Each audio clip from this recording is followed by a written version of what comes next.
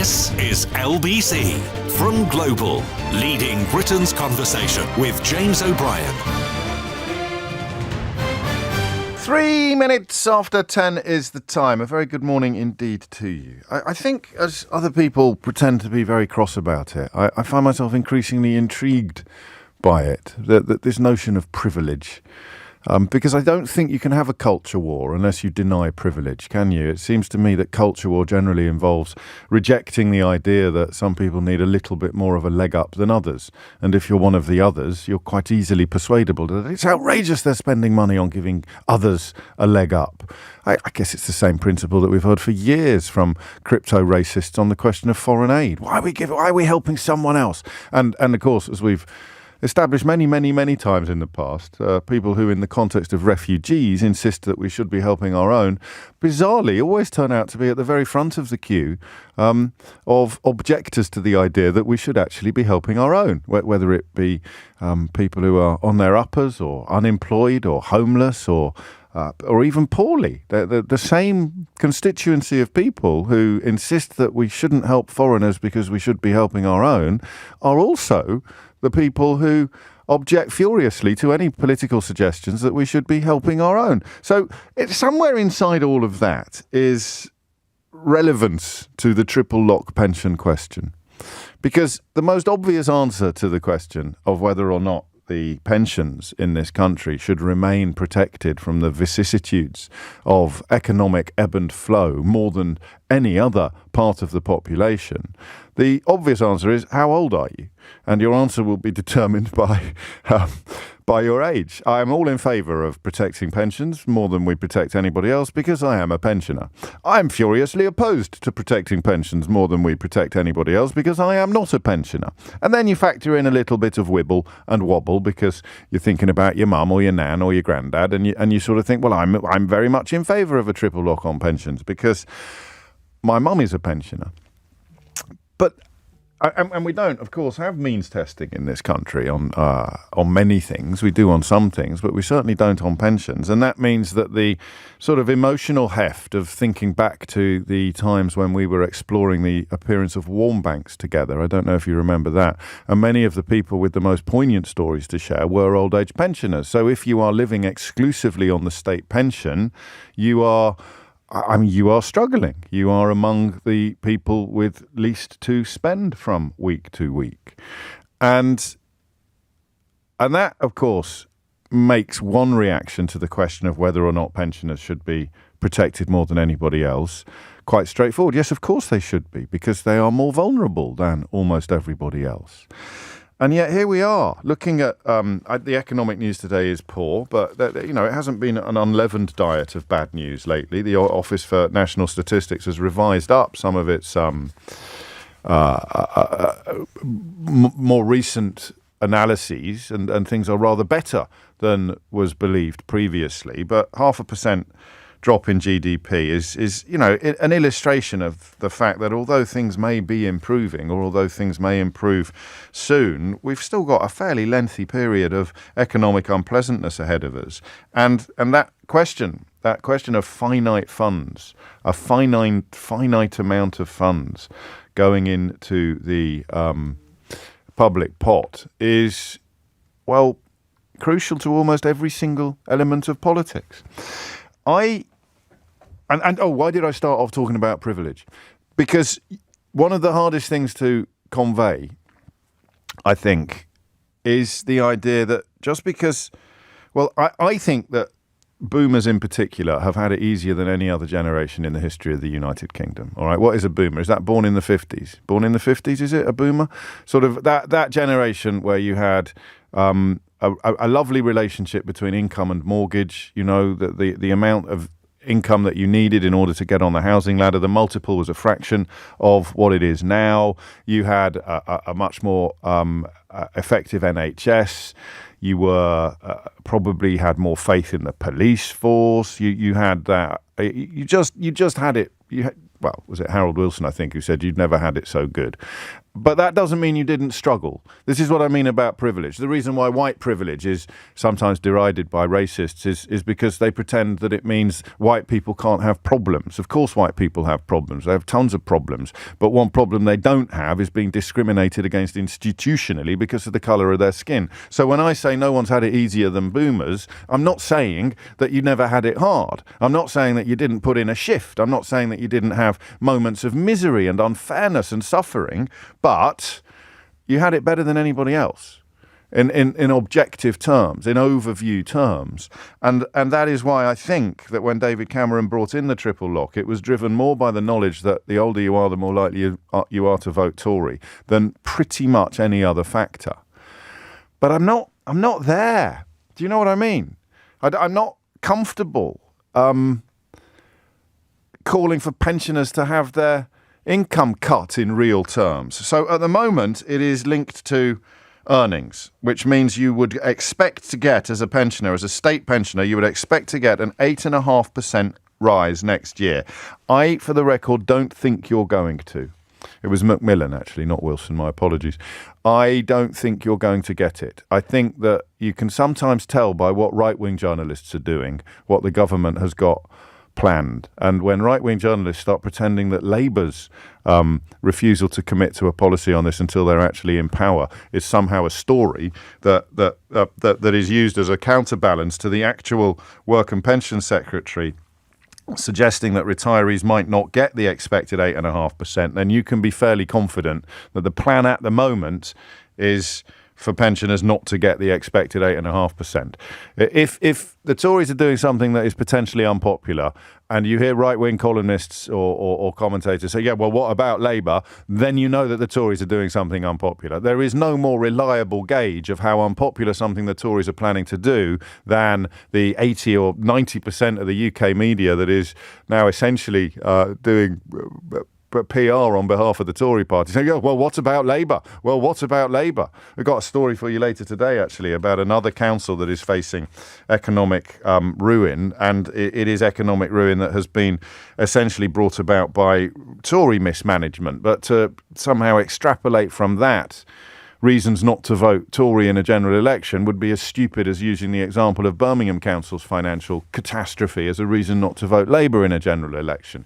But when you've got 80 or 90% of the media doing PR for the Tory party, you're going to see Birmingham cited as an example of why you shouldn't vote Labour every day. Well, you're never going to see Surrey Heath Council cited as an example of why you should never vote Tory, even though it's actually Michael Gove's constituency. That's just some little heads ups for you, because it's important to get the truth out there.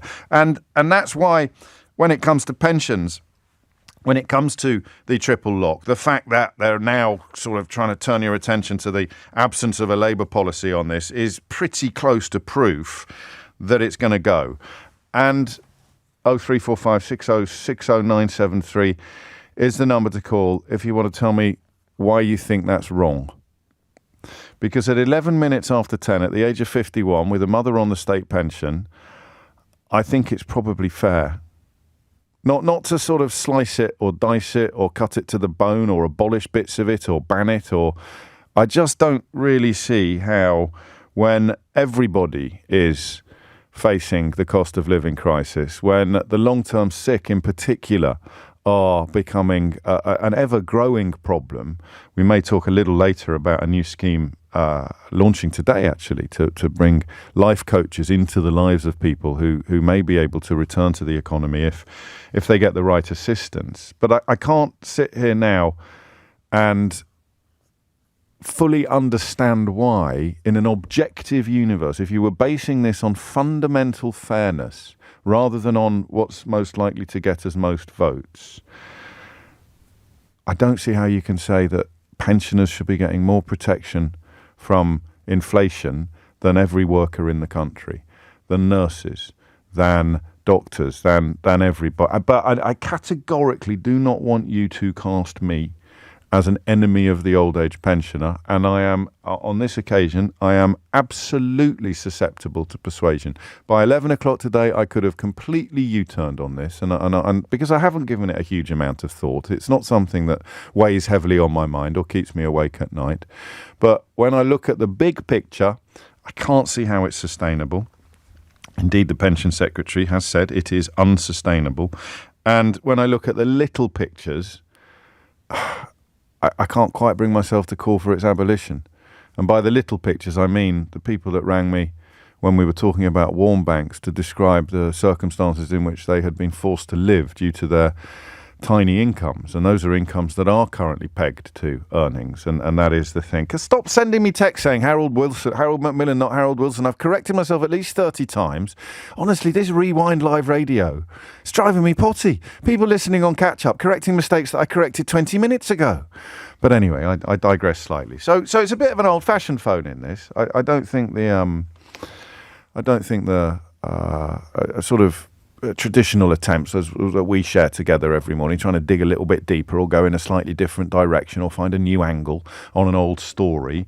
I don't think that's pertinent today. I don't think it's possible. I just want to know why you think pensioners should or should not get protection from inflation effectively in ways that nobody else in the workforce, nobody else in the population does. And I'm afraid, Dave, I know you might not like it. You have not got a bloody clue this morning, writes Dave. It was not wonderful. No, it wasn't wonderful, Dave, but it was easier to buy a house. The waiting lists in the NHS were shorter. The likelihood of shoplifters being collared or police coming to your house in the event of you being burgled was much higher. And although lots of other things have gone in other directions, some of the fundamental elements of existence in your society were better for you when you were in your 20s and 30s than they are for people in their 20s and 30s today. And they weren't just the cosmetic elements. They were the elements that set you up for life. You know, everything from your earning to home cost ratio, everything from the percentage of your income that went on rent, all of these things, I'm afraid, Dave, they really were better when you were in your 20s and 30s than they are for people in their 20s and 30s today. But it doesn't mean you didn't struggle. I'm kind of an enemy of binary on this. I hate the idea that when you say something, well, you had it easy, easier. I'm not saying you had it easy. You had it easier. And of course, not everybody did. But it's exactly the same as white privilege. I think that's a helpful analogy, isn't it? Because you'll hear some idiot saying, oh, there's no such thing as white privilege. I'm poor and I'm white. You say, yeah, but you're not a victim of racism. So you've got privileges that some people haven't got, and they'll have privileges that you haven't got. But when I say the generation of pensioners now actually had a better deal in their 20s and 30s than people in their 20s and 30s now, I'm not saying that you had it easy. I'm saying that you had it less hard. James O'Brien on LBC. James O'Brien on LBC. 18 after 10 is the time, and I think helpfully you'll give us the numbers on this as well, because not everyone will be across them. I'm sick of MPs, writes Jason, ripping off hardworking people. I'm 54. I pay my national insurance every week. MPs just give the money to their friends. We've lost billions in fraud. I'm happy to give people that never contributed to the system £3,000. They're happy to give people that never contributed to the system £3,325 a month for her and 2 children. But someone paid in. Where did you get that from, mate? Well, anyway, but someone who's paid in for over 35 years gets under £1,000 a month to live on. And I think technically the boomer is between 46 and 64. So between 1946 and 1964. So that works as well. Let's kick things off. Maggie's in Banbury. Maggie, what would you like to say? Hi, James. I'm very nervous. It's only me. I'm an admirer of your programme. Oh, thank you. There's nothing to be nervous about. Yeah, I know, but I can talk rubbish. And so can I. This has really angered me on top of everything else. Go on. All we keep hearing, particularly from Tory governments, and I'm 67 years of age. I lived through the horrendous Thatcher years, yes, where it was a struggle for lots of people, as it is now. And all they ever do is deprive the working and lower middle class people of any gaining advantage in life. They're trying to restrict pay rises because there's no money, but people at the top can have pay rises. Yes. The triple lock, I'm 67. I enjoy the part-time job that I do, but there's no way I can give that up and maintain what I call a good lifestyle, which I do feel selfish about. Yes. I want a holiday. I want to be able to eat out. I want to be able to eat nice food. And why shouldn't I? And I've contributed to this. And figures have been bandied about this morning. I don't know if they're true, which is why I listen to your programme, because I get some rationality and I can change my view. Yes. But this is going to cost £500 million. £500 million. How much has been thrown away by this government? Well, there's a very worrying story around that I haven't quite dug into yet about suggestions that Rishi Sunak's sort of calling off investigations into PPE fraud, which would be pertinent to your point, wouldn't it? It's about priorities and what they seem to care about and not care about. But go on. Sorry, I follow the amazing Carol Vorderman on Twitter. We love Carol. And Saint Carol of Vorderman, to give her proper title. Queen Carol. In the news? Yeah. Well, you know why? Because they're too busy, I don't know, complaining about police officers dancing at the Notting Hill Carnival or something. There's always some sort of provocative distraction to use to draw people away from the realisation that they're being exploited or shafted by the people in power. But I'm sounding simplistic now. I mean, the problem is what you've made me realise, and yours is the first call of the day, so I'm glad that you have, is that in a way I've fallen into a little bit of the divide and rule tactics that they use to get the bad stuff through. So I'm thinking about possibly sections of society that need more help than you do. I'm thinking about sections of society, whether it's the long-term sick or the people on minimum wage, people using food banks. Why should pensioners have their triple lot in place when these people are struggling? But of course, what you should have is a more progressive taxation system so that there's enough money to reach all of these parts of society. Yeah, and I believe there probably is enough money. It's just going to the wrong places. I work within the NHS, and the privatisation that is happening in the NHS, those people aren't doing that for the love of helping people, are they? They're doing that for profit. Everything is now about profit at the detriment to 90% of the population. What we would see in the event of what is being mooted occurring would be 12.5 million older people getting £15.90 a week next year instead of £17.33 more extra. So £74 a year worse off. Would that really make a difference to your quality of life? And I'm asking that question sincerely. I'm not suggesting it wouldn't. To me personally,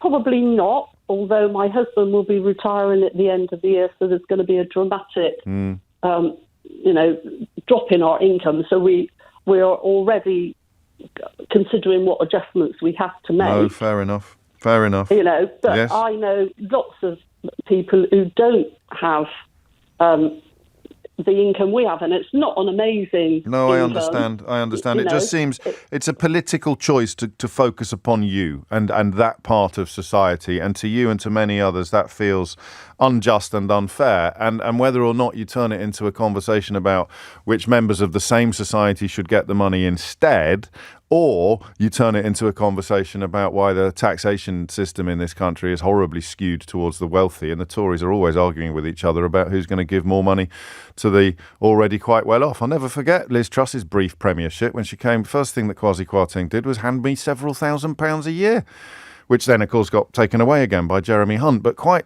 how that is sensible taxation, I still don't know. Maggie, thank you. A sparkling debut. I look forward to your next appearance. 10:24 is the time. Anything you want on this? If you think we've missed something, there's some means testing, isn't there, for sort of winter fuel? No, there's no means testing for winter fuel allowances.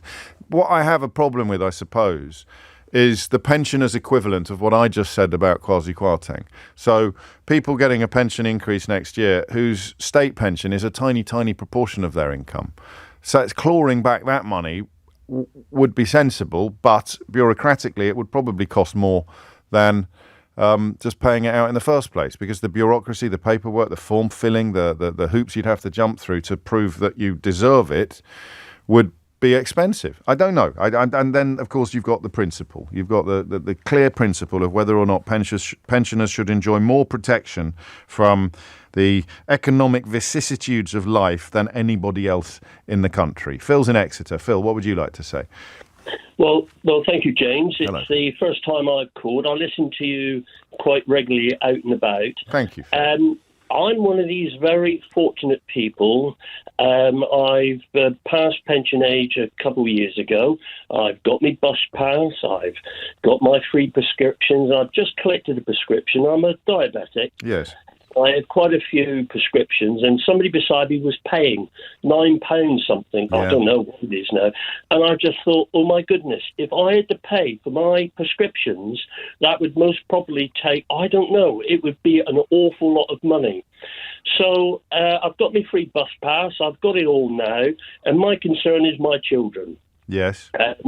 And my children will not have, and this is where I thought, I'd just like you to think about this, because I you will. think about these things. I try. So therefore, the one thing about the state pension last year going up by 10%, I thought was a good thing, and for this reason alone. My children most probably won't have a very good occupational pension scheme like I had, True. final salary. Yeah. And they're going to be dependent upon the state scheme. Yeah. And most probably will end up living in a bit more poverty than I am. And so therefore, at least by raising the state pension up to a reasonable level for people to live, I thought that may be it, because it will become more dependent for the generation. I hadn't thought of that. I hadn't thought of that. Well, that's what I thought. Now, I'm also in a lucky position. I actually lead the Exeter City Council, which is a fantastic place, by the way. Yes. And we deal with hardship cases day in, day out. And we deal with a lot of people. We try to help people who are struggling. And I felt immense guilt last year. Although it's a proportion, only a proportion of my income is my state pension, that nurses, firefighters, rail workers are struggling and yet they're paying their taxes for me, because that's what we do. Why guilt on that? Well, perhaps I care too much. I do feel for people. I think So you because you're comfortably off pension-wise, relatively comfortably off. Relatively, yes. And nurses and firefighters and public sector workers all pay in income tax or national insurance, all pay into the pot from which the state element of your pension is taken. That gave you pause. That gave you a sort of ethical dilemma.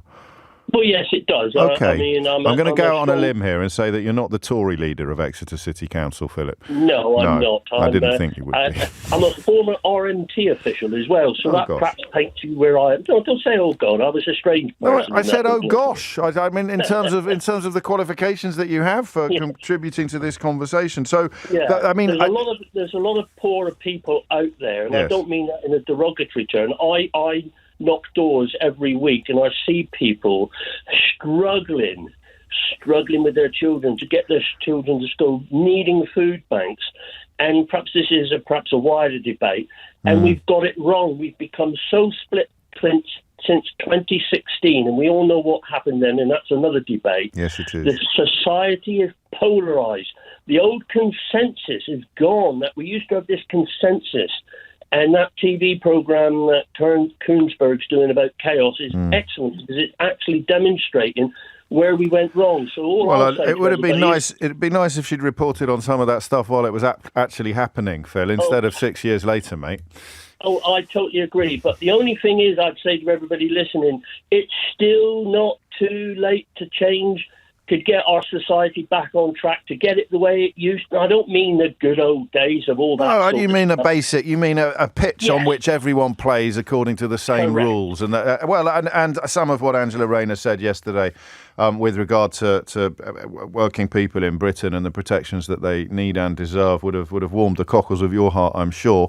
And inevitably, it's under attack already in the Daily Mail today. Phil, you make a brilliant point, actually. And that point is, it's all very well talking about how boomers possibly had it in many ways easier, in one way, just in terms of the relationship between income and outgoings, with specific reference to property. and occupational pensions as you described. But if you abolish this now, then future generations that are not going to be as well prepared for retirement will also be the ones that lose out. You can posit a future government that brings it back, but, you can't guarantee it. Phil, what a great call. Thank you, mate. It's 10:30. Thomas Watts is here with your headlines. James O'Brien on LBC. James O'Brien on LBC. 10:34 is the time. Despite writing a book that begins with the line, "There's no point having a mind if you never change it," which is essentially stolen from a philosopher called Edward de Bono. He was a philosopher before he set up U2. I don't like it when I feel the ground between my feet falling away quite early in a conversation. But the first two calls this morning have pretty much flipped me, I have to say, on the triple lock for pensioners, because I fell into a trap. That's why I opened up by talking about boomers having it easier, not easy, easier than subsequent generations. But that is what you do, isn't it, if you're right-wing? You say, why are they getting that when they could be getting it? And then you end up giving it to neither. It's exactly the same as people saying with regard to refugees, why are we helping them when we should be helping our own? And then you go up to them and you knock on the door and say, oh, hello, I wonder how much you'd like to help our own. And they say, go away, get off my front door, you weirdo. So it is a little, I fell into that trap. Everyone's fallible. I hadn't noticed that I'd fallen into that trap. And then Philip throws in the second bit of the conversion, which is, you're not just getting rid of it for this lot, you're getting rid of it for the next lot and the lot after that. I think it was the Lib Dems, wasn't it? Wasn't it a coalition thing rather than a David Cameron thing that brought in the triple lock on the pensions? I could be wrong. As I've just demonstrated, I am profoundly fallible. But if you were to make a list of the people who we should be pursuing for the plugging of holes in the economy or to reduce public expenditure, personally, I wouldn't be putting sick people, old people, or poor people on that list, which is why I'm not a Tory. Sheila's in Ramsbottom in Lancashire. Sheila, what would you like to say? Number one, I hate being called a baby boomer. Oh, I can think of worse. Absolutely. Why do you hate it? What does it? I mean, what does it refer to? Literally, is it the post-war generation who had a lot of children, or is it something? I've no idea. Well, then how can you hate it?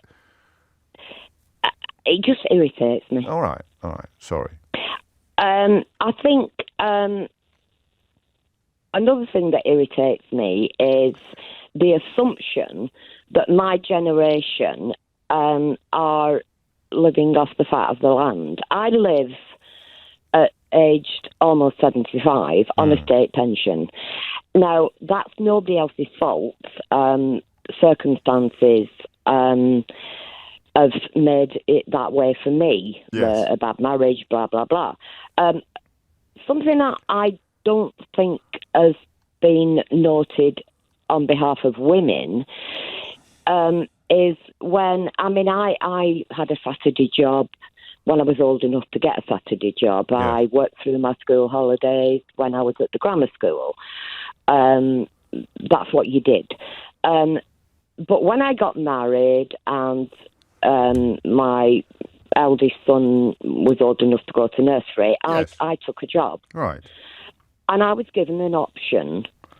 I could pay a full stamp or what they called a housewife stamp. Gosh. Which now irritates the hell out of me because I have to say there's an awful lot of things that irritate you, Sheila. You should. Yes. Do you want to do my holiday cover? I was at my son's house several weeks ago. Yes. He's not political at all, but he had your book. Did he? Which one? The first one. Sorry, I can't remember the title. How to be right. Yes, How to be right. That's it. And because my son and his wife both worked for the NHS and they were doing shifts, I read it in a day. Oh, lovely. It took me a bit longer to write it, but not that much. I'm sure it did. What I'm trying to say is, yes. I was given this option of paying a higher stamp. I understand, and you didn't, and it's impacted on where you are now, and absolutely, and you are living on the state pension, so to unhitch it from earnings would leave you measurably poorer, and that feels profoundly unfair. When I came to retire, I actually went back into education at a late age, and I've got a degree. And I was working as a scribe, amanuensis, at Manchester University. It's one of my favourite words, that. What, amanuensis? Yeah. It is. It's a great word, isn't it? Yeah, I love it. And I was, but I could only earn so much because I was getting a pension as well. I just get really irritated. Shut up. I just get sort of. I have friends from the 1960s. I'm a 60s girl. Yes. And some of them are still married. Great. And they go to Tenerife for 6 months of the year and whatever. Yeah, but if we protect your pension, we're protecting theirs as well, aren't we? Absolutely. And that's the price I don't you pay. begrudge them that. No, I think that's probably the correct attitude. But just let me bring your son back into it and his wife, because I think we all agree that NHS staff are underpaid at the moment. What if they set My it... son has left the NHS. Oh, he's left it, has he? All right. He started as a paramedic. Yes. He trained up and up and up. Ended up... He's actually been to university and done...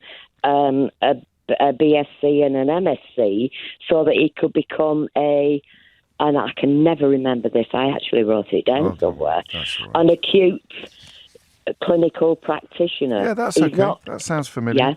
Yeah. Okay. But he's left. All right, I was just going to set that up as an either or in a slightly lazy way and say who should be getting help from the government or who should be getting more pay or less pension, you or your son. Sheila, thank you. I could listen to you all day, but I'm not allowed to because I've got to churn a certain number of phone calls per hour. Otherwise, I get a performance penalty. You take care. We'll speak soon, I think. We'll speak again. I'll tell you what, you can get your boy for Christmas, Sheila. I've got another book out. I've got another book out in November. I know you have. I know. If ever you want to ring up and tell me to shut up, Sheila, we will put you straight to the front of the queue on the switchboard. 10:41 is the time. Peggy's in Lowestoft. Peggy, what would you like to say? Hello there. Yes. Hello, Peggy. I can't disagree with anything that anybody said, I'm afraid. Well, anybody. I'm 70, so Yes. I'm slap bang in the middle. I am like Phil. Is it Yes. Phil? Yes. I have a good pension. My state pension just sort of adds to my pension. Right, you are. What I don't do is pay enough tax. I think that this is so divisive. One of the things about the state pension is it's not a benefit. It's not a temporary benefit. No. You pay into it, and I paid into everybody else's pension that came before me when I was working.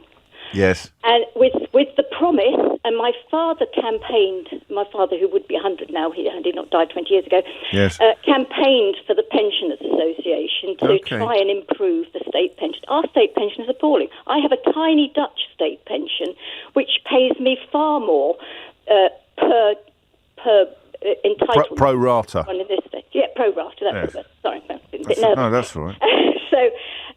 So I think So that the wealthiest pensioners should be paying more tax. I should be paying more, and that Yeah. applies So to should I, putting the actually. money.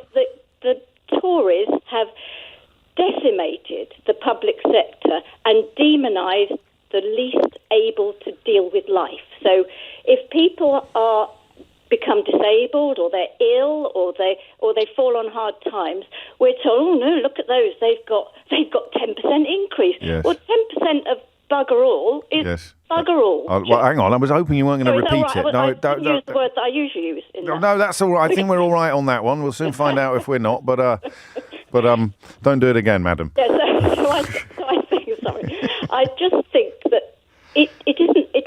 Because if we means test, that is terribly expensive. And it's not Money. universal. I mean, there's something about I'm really in universality. favour of the universal basic income. Yes, I think For more the people same would reasons. be. Everybody gets enough to not die. Yeah. And then you tax them if they have more than that. So give me my state pension, which is ridiculously, pitifully low. Yes. And then for the rest of my money, tax me more. Got it. No, I think that's So beautifully put. No, Peggy, that is beautifully put. I mean, politically difficult, of course, because you and Phil are not representative of the majority. At least I don't think you are. Certainly the way these stories are presented, reported, reflected, and the way that the votes tend to go. But saying to the wealthier pensioners, we're going to take a little bit more tax from you on your non-state income, would probably be a vote loser. And of course, your generation and above are more likely to vote. That's one of the great truisms of UK politics. John's in Thank you, Peggy. John's in Kingston. Actually, I'll come to John first after the junction. I may as well hit this one on time. There's a first time for everything. We're talking about the whisperings. Well, they're not even whisperings, are they? The Pension Secretary has essentially described it as unsustainable. 12.5 million older people would mean that someone on the new state pension would get an extra £15.90 per week next year instead of £17.33. And if you qualified before 2016, yours would go up by £12.18 a week instead of the expected £13.28. So they're not in and of themselves huge sums of money, and they're not even that huge when you add them all together. But it is a politically very, very live issue. Suzanne's in Cheshire. She says, James, they've got us punching again. They've got us punching down again. We should punch up, not punch down. And I don't think anyone's punching today, actually, on this one. But I think the thought I'm taking away strongest, Peggy's suggestion that actually the most equitable approach to these problems would be a little more tax for wealthier pensioners, not a little less pension for poor ones. There you go. That's the way you sell it, isn't it? A little more tax, a little more conversation, baby. A little more tax for wealthier pensioners rather than a little less pension for poorer ones. And Phil's reminder that you take it away today for the current generation, the current pensioner generation, you're taking it away from tomorrow's as well, and the one after that. And they're not going to be as well insulated with private pensions and property. It's 10:45. James O'Brien on LBC. James O'Brien on LBC. It is 10:49 and I was completely wrong. I apologise. I wasn't trying to be deliberately provocative, you know. I tend not to do that. I'm not sure I ever really did that. Well, I did, didn't I, on things like vegetarianism and dangerous dogs and obesity, but that was a very, very long time ago. But it was ridiculous and lazy of me to come on air today suggesting that the abolition of the triple lock on pensions was a necessary evil, because I hadn't really thought things through, and thanks to you I have. And I mean, it's ridiculous, really, to suggest that with one of the lowest pensions in a comparable economy, one of the lowest state pensions in Europe, we should be enacting legislation that would bring it lower still, or rather enacting policies that would bring it lower still. My thanks to David, who's schooling me a little bit today. It was in the Lib Dem 2010 manifesto, the triple lock on pensions, and it was part of the coalition agreement. I believe Steve Webb, the Lib Dem pension minister, wanted to enshrine it in law. And if you go back to 1980, it was actually Margaret Thatcher who originally ended the link between the old age pension and earnings, which is marks the beginning of their relative depletion. And by relative depletion, he means in comparison, essentially, to other comparable countries. So the triple lock was a slow restoration, but we're still low vis-a-vis the EU. And I like this. There's two people listening to the programme who are having a very friendly and informative exchange with each other on Twitter. And it means I can just cherry pick the points that they're making, because Helen has responded to David, reiterating the point that the UK has one of the lowest pensions in Europe. And of course that the triple lock means the government has to maintain current levels and not let it slide ever further behind earnings, which would plunge pensioners into poverty. So the politics of it is interesting, because it looks like the Tories are planning it, although Julie very cynically suggested maybe it's a bluff so that Jeremy Hunt can come galloping to the rescue at the budget statement and insist that the triple lock is safe, and everyone cheers, and they've somehow managed to accrue credit points for just leaving things exactly as they are. It's a bit like, it's not really, but I love the story. It's a bit like when a company pretends they're going to abolish a well-known brand. like Heinz salad cream, and then they somehow get an amazing campaign going to save Heinz salad cream, and they get loads and loads of free advertising in the news pages. They don't even need to pay for it. It's in the news pages, a story about a campaign to save Heinz salad cream, and then a month later they announce that after much consultation and we've listened to our customers, we will not be abolishing Heinz salad cream. They were never going to abolish Heinz salad cream, so they could be playing the Heinz salad cream card with the triple lock on the pensions. So actually, the more I think about it, the more plausible that is. So Jeremy Hunt will announce, we're not abolishing we're not abolishing the triple lock on the pensions, and everyone goes, "Way, we love you, Jeremy Hunt, you're the best, you're so woo." But I don't know. Labour, I think even more cynically, they're obviously and quite rightly insisting that they're not going to make any pledges until they know exactly what the economic situation they inherit is. It's not very hard to understand that, but if you get up nice and early, you'll be able to pretend that you don't. You won't have with Labour I don't know that they're going to pledge to bring it back in the event of the Tories getting rid of it. Do you see what I mean? I think they keep that's how they keep their options open, and that's a little bit worrying. John's in Kingston upon Hull. John, what would you like to say? Well, I am absolutely appalled what's going on today with regard to the pensions. Well, it's only mooted. It may not happen, John. So you would be absolutely appalled if it did. Listen, I'm as cynical as what you are. I'm naive most days, but I'm feeling cynical today. And you know, it probably is. It probably is what you've just said about Jeremy Hunt. You never know. You can bring it back and say, "Whoa, look, we saved it." We know that. You know, we're not. Well, I'm not stupid. I don't know anybody else. But I remember many years ago. Obviously, I don't think he was in work at the time or whatever. Yeah. But I remember a pension scheme called graduated pensions, and for that you used to get for £7.50 a week. What you put in, you got 6 pence back, 2.5p in today's money. Right. Back. So I paid it for years. Then all of a sudden they just scrapped it. Oh, I've never heard of that. No graduated pensions, just went. And on top of that wonderful woman, who I will not name, she allowed companies. Margaret Thatcher. Well, I was going to use a word which I shouldn't. Well, don't, because everyone's effing and jeffing today. Stop it. Go on. But that woman allowed companies 10 years pension cop out. Did she? For 10 years. And this was the height of the yuppies and shares and everything was rising, booming. It was booming, and she allowed them 10 years to not pay into any pensions. I didn't know that. I paid into a pension all my life. I have several pensions. I'm what you would call a baby boomer, which, you know... Well, it's more pejorative that than I realised when I used it earlier today. So, I mean, it's technically an accepted description, and it refers to the generation that you were born into. But some people don't like it, and I understand why. Well, I couldn't care less, to be quite honest. But I mean, you know... As has already been said, we have the lowest pension in Europe. It's only down there.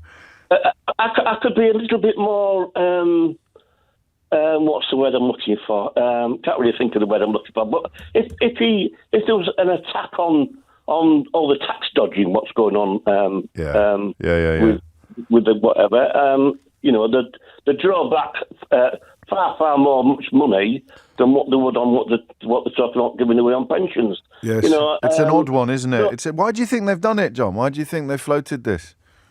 Just as I said earlier, because Jeremy Hunt, when he does his autumn review, we have decided to save the triple lock, and as you've already said, because people are fickle and they're not politically like what I am. They'll go, yeah. They'll fall for it. They'll get their little Jeremy Hunt flags out and start waving them furiously. John, take care. We'll talk again. I am increasingly drawn to that theory, actually, because, you know, and I can't believe I got this quite as wrong as I did this morning, but when you think about it, the idea of tacking pensioners' income to earnings, i.e., keeping up with the cost of living, or I mean, not keeping up with it, but having as good a crack of keeping up with it as people in work get, having spent your whole life in work, shouldn't really be up for discussion, should it? I don't think. I'm a bit surprised at Mel Stride opening this Pandora's box, actually. Just to mix my metaphors furiously, I'm not sure, though. I wonder whether they will be able to get the genie back in the bottle. Thank you, John, from Kingston upon Hull, from Hull to Newcastle. Patrick, what would you like to say? Am I on to you? You're loud and clear, Patrick. Oh, good. I'm 83, yes, and I'm very confused about the triple lock, because I think the negative effect of it is, I think, what it must play on the youngsters of today. So I'd say there's something a bit wrong with your phone line, I'm afraid, Patrick. I'll try and come back. It's not your fault, sir, but I will try and come back to you in a moment. I'm just going to go to John, who's in Ullapool first. John, what would you like to say? Hi there. I'm not an economist, but I'm fairly good at mathematical concepts, and it strikes me that throughout government in the last, I don't know how many years, 30 years, there has been a constant effort to degrade the income of everybody, yes, until it gets to the very bottom, in which case sometimes, usually, the government is shamed into doing something. No, I'm 70-something. When I was young, there was a thing called the poverty trap. And this poverty trap is never more important than it is now, because an awful lot of people, myself included, I live on the state pension only. That is my income. Right. I have just sufficient capital to make me ineligible for pension credit. Right. I live in a remote area, which is my choice, I suppose. And I have to go, apart from groceries and stuff, which I can get locally in Ullapool. If I want anything else, I have to go to Inverness, which is 70 miles away. So that's 140 mile round trip. The cost of fuel up here is certainly not, I don't know if it's the highest, but it's certainly higher than it should be. The cost of electricity is high up here because of transmission costs, even though Scotland produces most of it. And in effect, it means that I can't really spend anything else at all. So I think that the technical definition is that you need capital to escape poverty in a poverty trap, but your income and relation to your outgoings is such that you're never going to be able to accrue it. So you're in a sort of self-reinforcing cycle. On the contrary, it's constantly being eroded. It's getting worse. Yeah, any such capital as I have is being eroded, and eventually, I suppose, I will become eligible for pension credit. Right, with a few more pennies. But the whole thing about this range of incomes right across the board, we saw it with the barristers, with train drivers, with God, surgeons. you're right, aren't you? Yeah, just pare it away. Anything that comes from the public purse, just cut. Everybody is sliding downhill until we'll all be in the poverty trap. And as I said before, eventually the government is sometimes shamed into helping the people at the bottom, which I'm not quite there. No. And that's the way. That's a brilliant analysis. And I mean, I don't know whether you've always subscribed to that school of thought, whether the sort of clouds have cleared and the penny has dropped in your later years. But for younger people listening, it should be easier to accept than it would have been for what we have loosely described as the boomer generation, when this wasn't really the direction of traffic. People were generally better off than their parents. So if you're struggling with John's analysis or you're not comfortable with it, you want to reject it, then you need to very, very simply look at whether or not people today are more likely or less likely to be better off than their parents were more likely or less likely to be better off than their parents. And I guess the really criminal element of it, morally criminal element of it, is the way that these weirdos keep talking about growth, fetishizing growth, claiming that there's growth. Growth is good for everybody. Well, maybe not that kind of growth. James O'Brien on LBC. 4 minutes after 11. I really enjoyed that. Thank you. I will almost certainly return to conversations about the triple lock should the political scenario demand or allow. But that was a lovely collection of calls. A perfect start to a Wednesday. PMQ's coming up at 12. Ickle bit of politics for you now. The by-election in Tamworth has been announced. It'll be on the same day as the by-election in Mid-Bedfordshire. If you had a little bit of a nap. Nadine Dorries has actually resigned now. So 80 days? Phineas Fogg went around the world in the amount of time it took Nadine Dorries to resign. So that's her old constituency. and Tamworth is Chris Pincher's old constituency. Both of those by-elections now set for October the 19th. The respective Tory majorities were 19.6 thousand and 24.7 thousand. So I mean, I don't think anybody will be counting any chickens. If Labour were to take Tamworth, it would be the second biggest ever swing in a by-election. A slightly bigger swing than they needed in Selby. That's a slightly smaller one than they secured in Selby. But anyway, big swings. 11:05 is the time. I have just realised something that is a bit grim, to be honest with you. Some time ago, I kind of stopped doing what you might call reaction conversations to other commentators. It just seemed to me, well, I haven't successfully stopped, but I thought I'd try and stop because somebody somewhere, like a columnist, says something obnoxious or provocative, and then we talk about how obnoxious and provocative it is. And you're kind of just feeding the monster that started the conversation. There are exceptions. I felt that Jeremy Clarkson's bizarre fantasies about Meghan Markle were worthy of conversation, not least because, of course, they were published in The Sun, which is owned by Rupert Murdoch, who remains the most influential man in the United Kingdom, despite not living here. And so there are always exceptions. Occasionally lines are crossed by columnists, but I don't know that the sort of hang 'em and flog 'em columnists or send them back where they came from. I'll mention it and I'll laugh about it or rage about it, but I won't necessarily do a phone-in about it. But something quite weird has happened since 2019, and that is that the cabinet has become populated with people who say the sort of things that used to be confined to deliberately provocative and quite obnoxious commentators. So Suella Braverman, probably the patron saint of the phenomenon that I've just described, has come under attack from the Police Superintendents Association president for her frankly witless criticism of so-called woke policing. Now, just off the top of my head, right, you're going to think of Wayne Couzens.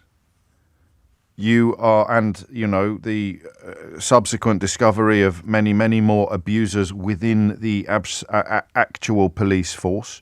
You're going to remember Bieber Henry and Nicole Smallman, murder victims who were photographed, and images were shared by two serving police officers, later jailed for 33 months each. And I'm not going to read out what some of the WhatsApp messages said because you will be sick.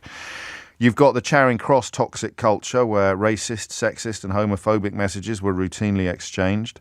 Derogatory terms about people with disabilities, references to Somali children and African children, female police officers told that sexual harassment was part of police culture and that they should play the game or stay quiet. You've got probably in your own mind other memories of cases like David Carrick's, a police officer, a Met police officer who admitted 49 charges, including 24 counts of rape. You've got the 15-year-old girl strip search, Child Q, she was known as, by Met police officers at her own school. You've got the failure to investigate Stephen Port because it was contended, probably because his victims were young gay men. You've got another story this week about WhatsApp group. Officers fired from the force after their WhatsApp group that was, I don't know how my memory works, but it was named, the WhatsApp group was named Magaluf. It had 3 male officers in it. And what was particularly upsetting about that story was the way it was reported that their female colleagues had thought these men were their friends, and then they read what was written about them specifically in these WhatsApp groups, and that shakes your trust in colleagues, that shakes your trust in men, that kind of shakes your trust in everything when people you've been joking and laughing with and having fun with turn out to be behind your back saying these utterly disgusting things. So that's just off the top of my head, and I think most of those have happened while Suella Braverman has been in the cabinet, and many of them have happened while Suella Braverman has been in the Home Office. But she has decided that the things that people should really be getting upset about with regard to the police force is what she describes as the unacceptable level of woke policing. So she talks about badges or the progress flag, and I think she's probably talked about dancing at the Notting Hill Carnival, which has been a sort of camouflage for anti-black racism as long as I've been doing this job. Why are police officers dancing at the Notting Hill Carnival? Here's a little thing that I worked out earlier. No one has got a problem with police officers dancing at the Notting Hill Carnival. Literally nobody has got a problem with that. If people profess to have a problem with that, if I invite you to ring in and tell me why you've got a problem with police officers dancing at the Notting Hill Carnival, what you're really objecting to is police officers being nice to black people. That's your actual problem, whether you realise it or not. That's what you're actually objecting to. Nobody's got a problem with police officers wearing pride badges or wearing one police officer on one day wearing a multicoloured helmet or having a bit of a boogie at a pride march. What you're really objecting to is police officers being nice to gay people. Because you're not really allowed to be publicly racist or publicly homophobic anymore. And so the ways in which you can be subtly racist or subtly homophobic involve attacking the police for being nice to the people that you hate. Literally nobody's got a problem with dancing at Carnival, a copper dancing at Carnival. Literally nobody has got a real problem with that. So what Suella Braverman is alluding to when she talks about unacceptable levels of woke policing is, I don't know, fairly straightforward, fairly easy, perhaps, to understand. And the same with environmental protesters. You know, or with police officers taking the knee. No one's got a real problem with police officers taking the knee, unless you've got a problem with police officers expressing solidarity with victims of racism. And if you've got a problem with police officers expressing solidarity with victims of racism, then, well, there's a word for you. It's the same with booing the Black Lives Matter moments at the beginning of football games. If you're booing that or you're defending the booing of that, then you've got a problem with expressions of anti-racist sentiment. And if you're anti-racist, well, you can remember your GCSE maths. What do two negatives make? So if you're anti-racist, what are you? Yeah. So why do people like Suella Braverman attack police officers for trying to foster warmth and friendliness with the people that they are serving, the people that they are protecting? Because the idea that the police exist solely to clobber criminals is arguably one of the stupidest things you're going to hear all year. The police exist to foster community spirit, to make places safer, to make people feel safe, to make people feel confident that in the event of being victims of crime, they can go to a police officer and be looked after. God knows they've got a hell of a lot of work to do after the Wayne Couzens case, but up pops a Home Secretary claiming that the real problem with the police is that they are too woke or that they are politically correct. It's insane and disgusting.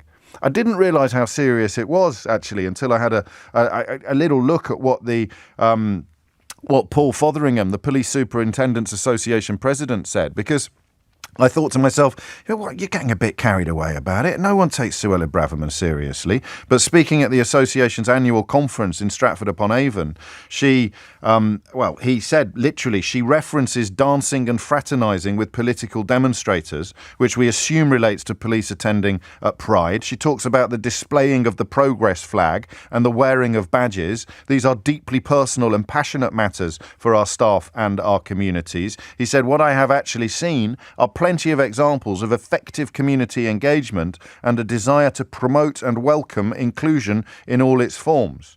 And this, of course, is a fellow who's earned his spurs in uniform. Trust and confidence starts with how we treat our people. If they cannot be their true selves at work, how can we expect them to police our communities in the best possible way? I'll remind you again, Wayne Couzens, the Charing Cross WhatsApp groups, Bieber Henry and Nicole Smallman being photographed by Jamie Lewis and Dennis Jaffa. Couzens, of course, killed Sarah Everard. You've got the 15-year-old girl being strip-searched by Met police officers. You've got David Carrick admitting 49 charges, including 24 counts of rape. You've got WhatsApp groups popping up almost on a monthly basis full of officers displaying the most disgusting language, and you've got a Home Secretary who's worried that the police are too woke. Just run that by me, will you? Just talk me through that. Talk me through how Suella Braverman looks at that brief catalogue of criminality by serving police officers, of moral depravity by serving police officers, and concludes that the real problem in the force, well, it's the ones that are trying to be nice to the people that they're policing. It's the ones that are trying to be nice to the people that they're protecting. I genuinely don't get this, but that's all right, because you can explain it to me.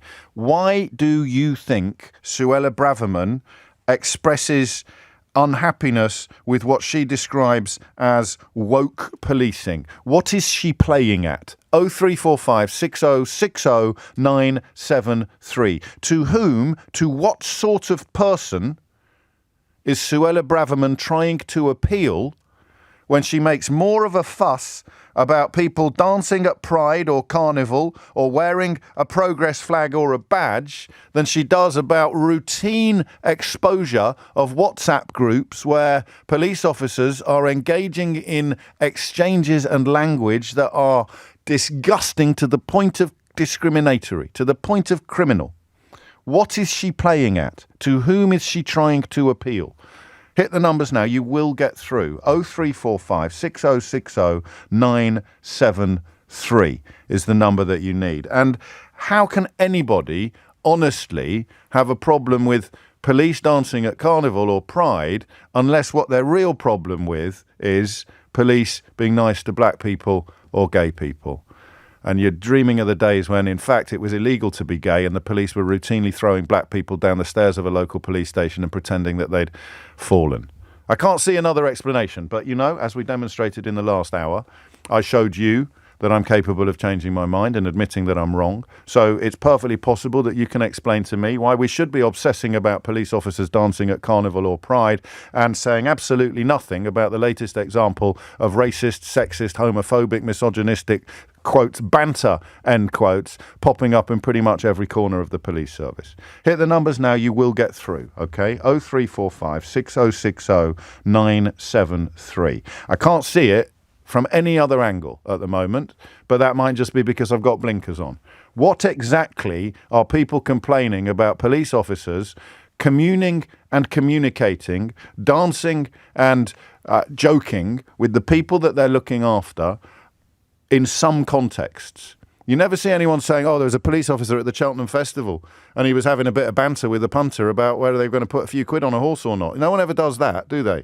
You know, you never see anyone say, I was a police officer at the football and he was actually watching the game at one point. I saw him, he celebrated when Liverpool scored. That copper over there, you never get that, do you, from these kind of politicians and commentators? You never hear them complaining about police officers at a football game, cheering when a goal goes in, or complaining about police officers at Goodwood watching the horse race, jumping up and down when a horse goes up. You never get any complaints about police officers being human in contexts that are not either celebrations of gay pride or celebrations of Caribbean Britishness. I wonder why that might be. Any thoughts? 0345 6060 973.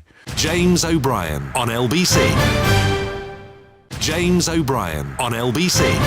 I have to give a special word of thanks to the texter from the first half of the programme, the first hour of the programme, who got in touch to tell me that Edward de Bono, the philosopher, and Bono, the lead singer of U2, is not actually the same person. If I have to explain a joke, the joke hasn't worked. So thank you for that heads up. James writes, Shanks in South Woodford. To your question on police dancing at Notting Hill, do you think there would be any complaints or even conversations about police joining in, for example, Morris dancing on May Day? That's the question. Why? Why would Suella Braverman not have a problem with police officers dancing, Morris dancing on May Day, if they were in charge of policing that gathering, that festival? To whom is she trying to appeal? Because it's certainly not police officers. I imagine they're furious. In fact, this one is former Chief Superintendent, I think, of Kent Police, talking to the association, talking to his annual conference of police superintendents, and really pulling her to pieces. Trust and confidence starts with how we treat our people. Why does Suella Braverman want police officers to stop treating people nicely in some very specific circumstances?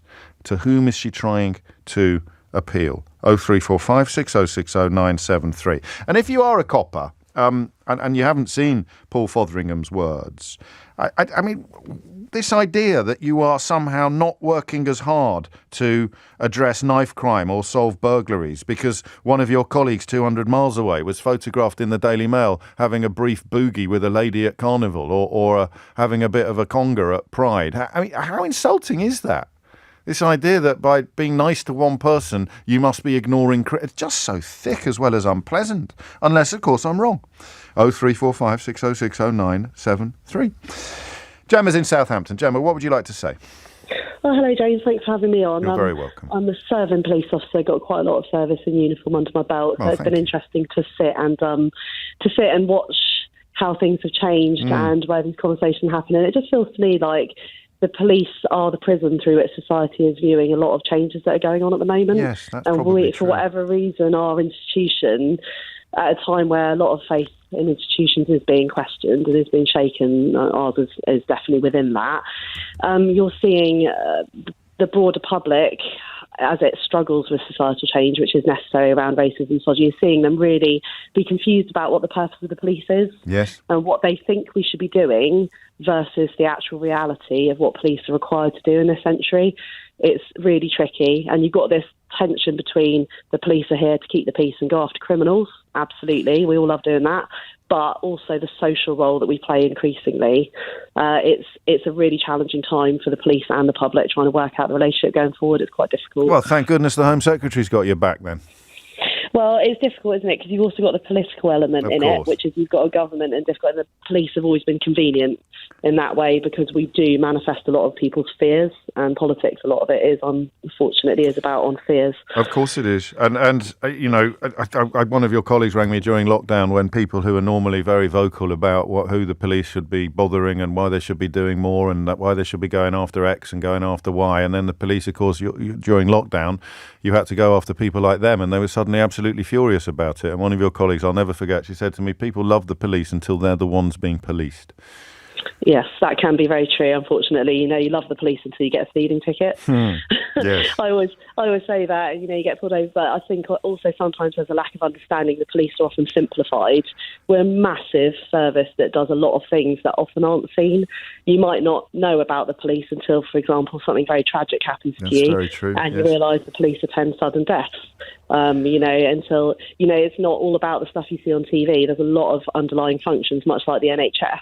And some people will never have contact with the police. So what they see through social media with people who perhaps have other agendas is, the police are messing around at a Pride festival, the police are doing that, and they don't understand the nuance of that and building community relationships. Or they do. I mean, you know, it's one or the other, isn't it? They do understand it and they don't like it. Sometimes I do feel that there are things that creep in, yes. But at a time when we're, as an institution, grappling with our own internal issues around misogyny, racism, homophobia, there are a lot of us really trying to build those relationships and really trying to understand and engage with this, perhaps for the first time in 20 or 30 years. That's interesting. Really engage. A lot of us are not happy with how we've been led and how things have run, and we really want to change it, and we want those community trust back in those relationships to get on track. But every time we try, we get hit down again. But then I think most people would probably be lifting you up. It's just that the people hitting you down, as we often observe on this programme, control about 80 or 90% of the media, and now they've got Suella Braverman banging the same drum as well.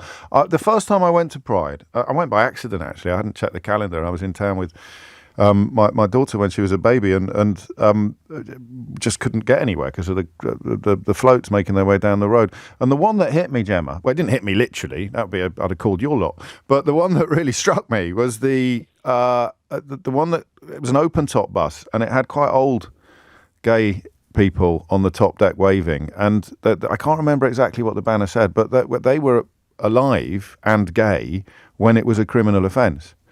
And so I always thought that a police officer at Pride, perhaps going the extra mile to make the attendees feel warmth or feel welcome, I thought that was actually a political act. I thought that was a beautiful thing to do. There's someone that would have been arrested when he was 20 is now seeing a police officer join in with a celebration of sexual or sexuality equality. And that's the key. That's the key part of it. It's the joining in. It's the partnership. The policing are the public. Police are the public, and the public are the police. We police by consent in this country. No other country does that. And I don't think anybody in policing really wants to go towards the more paramilitary styles of policing that you might see, for example, in the States. No. We are part of the community. We're human beings. We're fallible. We're just like everyone else, but we work in partnership. So truth and reconciliation is really important for that. And we have to go that extra mile with community work. And neighbourhood policing is core to that. It's so important. That has sometimes not been given the resourcing it needs in the face of austerity. We're trying to get that back now. None of that means that we're not going after criminals.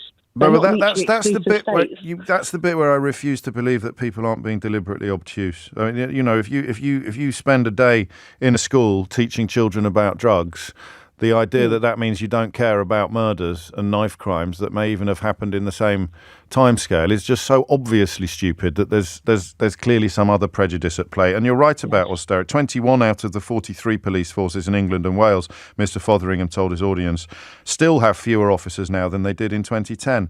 But the Home Secretary's banging on about wokeness.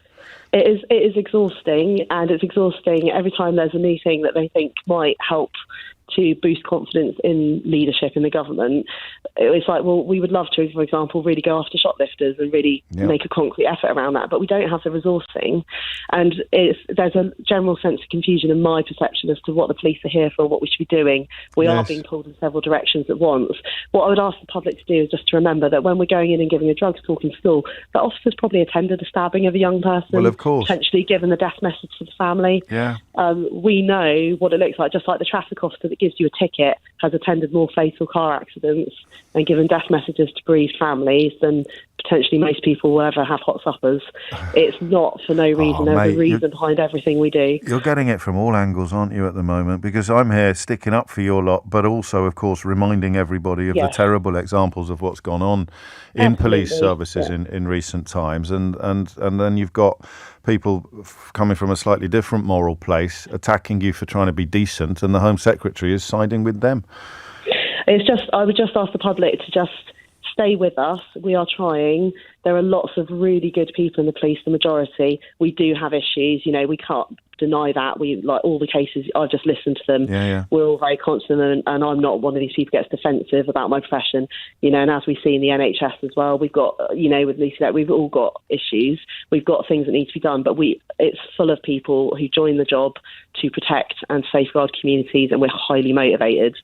We need the right leadership, and I'm really pleased with this superintendent who's come out today. That's the kind of front-facing leadership based on morals. And he paints a target on his back by doing that, which is wrong, really, because a senior police officer, albeit I think he's retired actually, but the head of the Superintendents Association essentially calling out a Home Secretary's disgusting behaviour, or disgusting depictions of the police service. That's what leadership looks like, and it should not involve painting a target on an officer's back or an ex-officer's back to the target to be followed by the cabinet, by the government. Thank you, Gemma. You're an absolute credit to the uniform and to the country. I needed to hear that. 11:30 is the time. Thomas Watts is here now with your headlines. James O'Brien on LBC.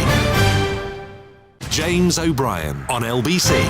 It's 11:33 and you're listening to James O'Brien on LBC. The head of the chair of the Superintendents Association, the Police Superintendents Association, taking a rare swing back at the Home Secretary's ludicrous claim that confidence in policing has been eroded because forces pandered to politically correct causes. Suella Braverman has got a major shock coming when she learns about Wayne Couzens, when she learns about David Carrick, when she learns about the toxic culture at Charing Cross, the appalling treatment of the murder victims Bieber Henry and Nicole Smallman, the failure to properly investigate Stephen Port, the strip searching of a 15-year-old black girl by Metropolitan police officers in her own school. But it's none of that. No, it's being nice to people at Pride and Carnival that's causing the problem, according to Suella Braverman. So fair play to Paul Fotheringham for pushing back. This is the crucial line. Trust and confidence starts with how we treat our people. If they cannot be their true selves at work, how can we expect them to police our communities in the best possible way? When the government uses language in this way to position the police as political rather than inclusive, are we opening the door to a rhetoric of discrimination against those most vulnerable in our communities? And No Hostages takes up the point on Twitter when he says, you talked about the police looking after people at Carnival or Pride. The alt-right mindset is that the police are not there to look after people like that at these events. They're there to keep them in line. Normal people get protected. Deviants get policed. And I, as I've said a few times now, struggle to see a better analysis of the situation than the one conveyed in those thoughts. Debbie is in Bromley. Debbie, what made you pick up the phone? Oh, hi, James. Thanks for having me. And apologies if this comes across as a bit of a gobbledygook. It's not meant to You're be. in good company. Firstly, I'm not a fan of this woman in any shape or form. and I don't have any arguments or disagree with what you've said. However, I do believe that people in authority are there to do a job. And the only analogy I can put it close to is bringing up my children. I was not their friend. I'm sure you were. I was not their friend. I was their parent. No, but I'm sure you had fun together at times. Of course we had fun together, but and cuddles, wasn't... Cuddles? Yes. Lots of cuddles. But that was parenting. Yes. My children are now in their 40s and they're probably the best friends I've got. It's time for us to be friends now. What's the crossover point? What's the age at which you're allowed to be friends with your children? My opinion, early 20s. What if you're a really early developer? What if you're very precocious? I've got an 18-year-old that is probably more of a friend than my other two were when they were in their 20s. So not early 20s then? Well, it depends on each child, but the fact that I wasn't this new age parent of being a friend, I had a job to do, and the police have a job to do on duty. Whether it's dance... But like being a parent, they can also have fun and be kind as well, while also being figures of authority. So I'm not quite sure what point you're making. They're there to be respected, and they're a form of authority. Yes. Whether that be on a May Day pole dance issue or a Pride gig or whatever, they're there as a figure of authority. Now, if they want to support they're not exclusively there as a figure of authority. They're also there as a figure of help. And you know, if a child is lost, they don't want to be frightened of police or see them as authority figures. They want to be able to go to the policeman and say that they've lost their mummy, and the policeman will help them find them. And I bet you danced with your children when they were young, didn't you? Yes, but what I'm saying is if they can support these groups, why can't they, off-duty, get together and do a so-called TikTok to support these groups? Well, maybe they do. Well, that's absolutely fine, but I truly believe do a what? Do a what? Do a TikTok or something. Oh, a TikTok, okay. Get together. So I'm not saying they shouldn't be supporting these groups at all. But you're just saying that they shouldn't be supporting them when they're actually with them. They should do it from a few miles away on TikTok. No. I'm saying when they are at they are at work, whether that be a May Day dance or a Pride, whatever it is, they are at work, they are on duty. Yes, and the Chief Superintendent has explained that part of their job is building trust and confidence with the community. And if they can't be their true selves at work, how can we expect them to police our communities in the best possible way? I understand that, but I don't think... You were talking about the boomers earlier on this morning. I was. And how they had it all different. And in the 50s, 60s, you saw a policeman on the street. He would come to your door. He would... if you got your car stolen or you were probably burgled, dance at the Coronation Street party. He'd have joined in with the conga, wouldn't he, at the royal wedding? I slightly disagree. Disagree. Okay. But so anyway, what would he have done? He'd have just stood there, sort of all stern, while everyone else was eating cake and having an ease up? He probably would have smiled and had a chat, but he definitely would have been doing dancing and everything and joining in. Okay. I just think I think he would. I just think it's this day and age. Everybody's too friendly when it comes to those. You can't be too friendly, Debbie. No, you're taken out of context. I've literally just repeated your own words back to you. Yes, I know. But what I'm saying is, it's like teachers at school. They've lost all respect because they're trying to be the child's friend all the time. Lots of teachers haven't. Lots of teachers haven't. I mean, my school was very authoritarian, and it turned out most of them were paedophiles. Okay, I think we're going to have to agree to disagree on this. I want to be sure what we're disagreeing about. You don't want the police to be nice to people at some. Isn't what I'm saying. What then? You can stand there at work. You can watch what's going on. You can smile. You can support them with a nod of the head. You don't have to get up there and start dancing, saying, "Hello, mate, I'm your friend. I'm on your side." Blah blah blah blah blah blah blah. You are there. You are a policeman. That's why you joined the force. Yes. Well, it's not though, is it? Because this guy was a chief superintendent for 40 years, and he's literally telling you why he joined the force. Right. Okay, James. Okay, Thank you very Debbie. much for your time. You look after yourself. Hey, and stop being friendly to people, all right? Bromley's far too nice at the moment. There's far too many people being nice to each other. You got to stop being friends and be more authoritative. Ooh, Chris is at. Thank you, Debbie. You look after yourself. Chris is in Paynton. Chris, what would you like to say? Hi, James. Hello, Thanks Chris. for taking the time. You're very welcome. I just thought that it's quite sad, really, to see this type of comment being made, and I think this type of comment really damages the people in the Pride community's trust in the police and the difference. Sorry, between what kind of comment, Chris? Just to clarify. The comment that Have you rung in by accident, Chris? Because you sound you've been slightly taken by surprise by the question I'm asking you. No, it's my first time calling now. Okay. I'm just a bit nervous. Well, take your time. What comment are we talking about here? The comments from the Chief Superintendent? Or the comments from Suella Braverman? Yeah, that one. Right. Yeah. Yes, I think you're right. That does damage the it could damage if the Home Secretary is saying the police shouldn't be nice to people at Pride, then that could, I don't know. How does that damage? I don't know that I followed you completely, Chris. Because I think that there's a lot of younger people in Pride, and there are a lot of elder people. Or older people in the force who may not, be of the supportive mindset.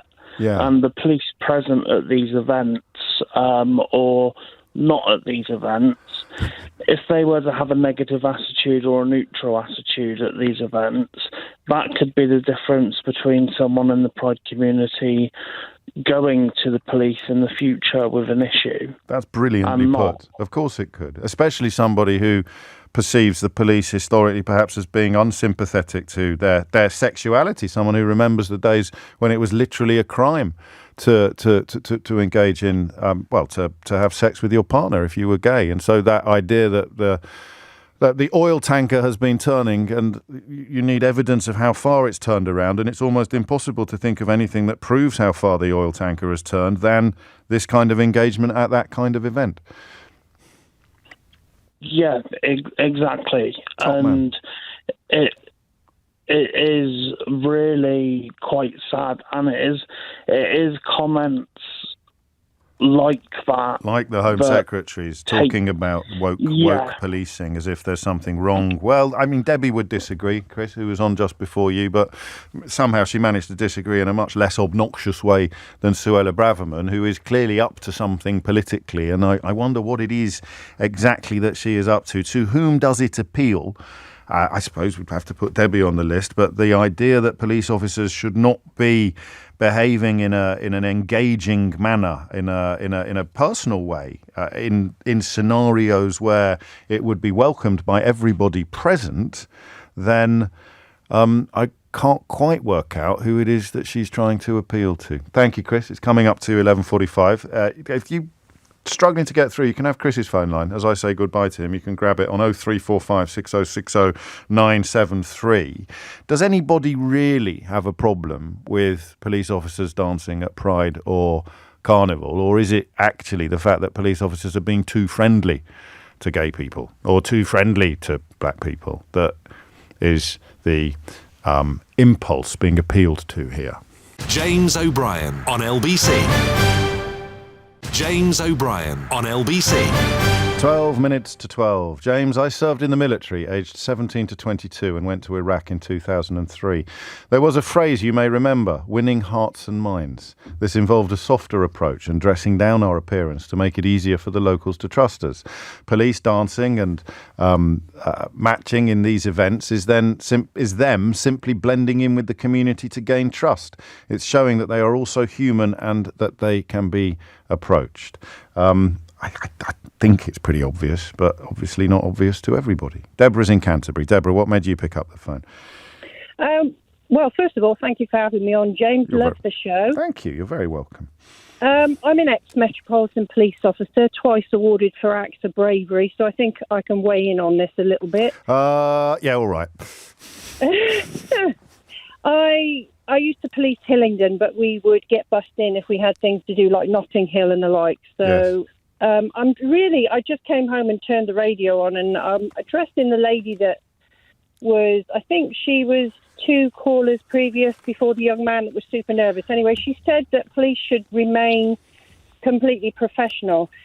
So let me just say this. At no point does a police officer not be professional. When you're stood there at a parade, you're not expected to stand rigid like a post. No.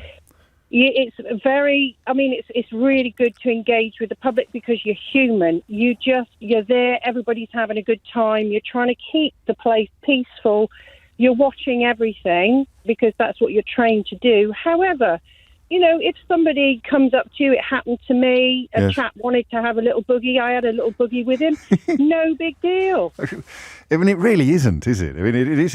20 years I've been listening to people complain about police officers dancing at Notting Hill Carnival, and I've got no better clue now what the problem is than I had then.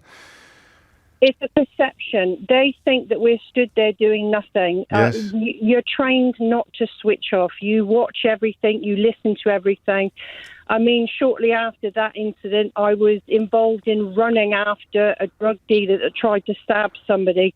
But you won't see that on the mainstream news. As if you've got to go on your radio. So it comes in and say, right, everybody, I don't know what the lingo is, Deborah, but, there's a drug dealer on the run down by Ladbroke Grove. Everyone run there now. And you're going to reply saying, no, I can't. I'm sorry. I'm in the middle of a boogie. Exactly. It's just insane. It's just ridiculous. It's ridiculous. It's the same thing when I was stood outside of a nightclub. There was a Halloween party.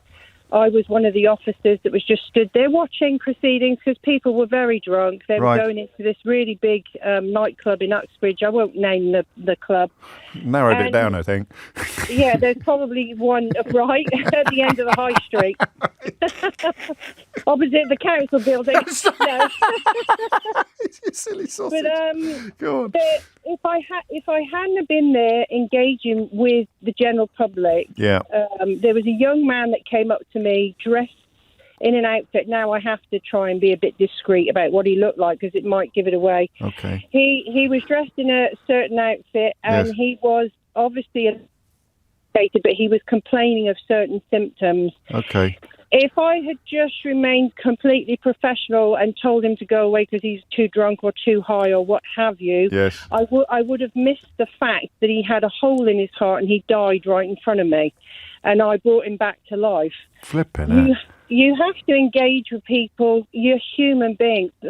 Shall I tell you what? When I was in the police, you hated whether you do it or whether you don't do it. You can't seem to win. No, I get that sense. I think Gemma, you missed Gemma's call. She's still in the service, and she made that point that having a Home Secretary come out with all of the problems the force has got at the moment, with various scandals and crimes, having a Home Secretary claim that the big problem is woke policing, just adds to the burdens, doesn't it, of the people still in the job, Deborah, I think. I would love to see her on a shift, some of the shifts that I dealt with.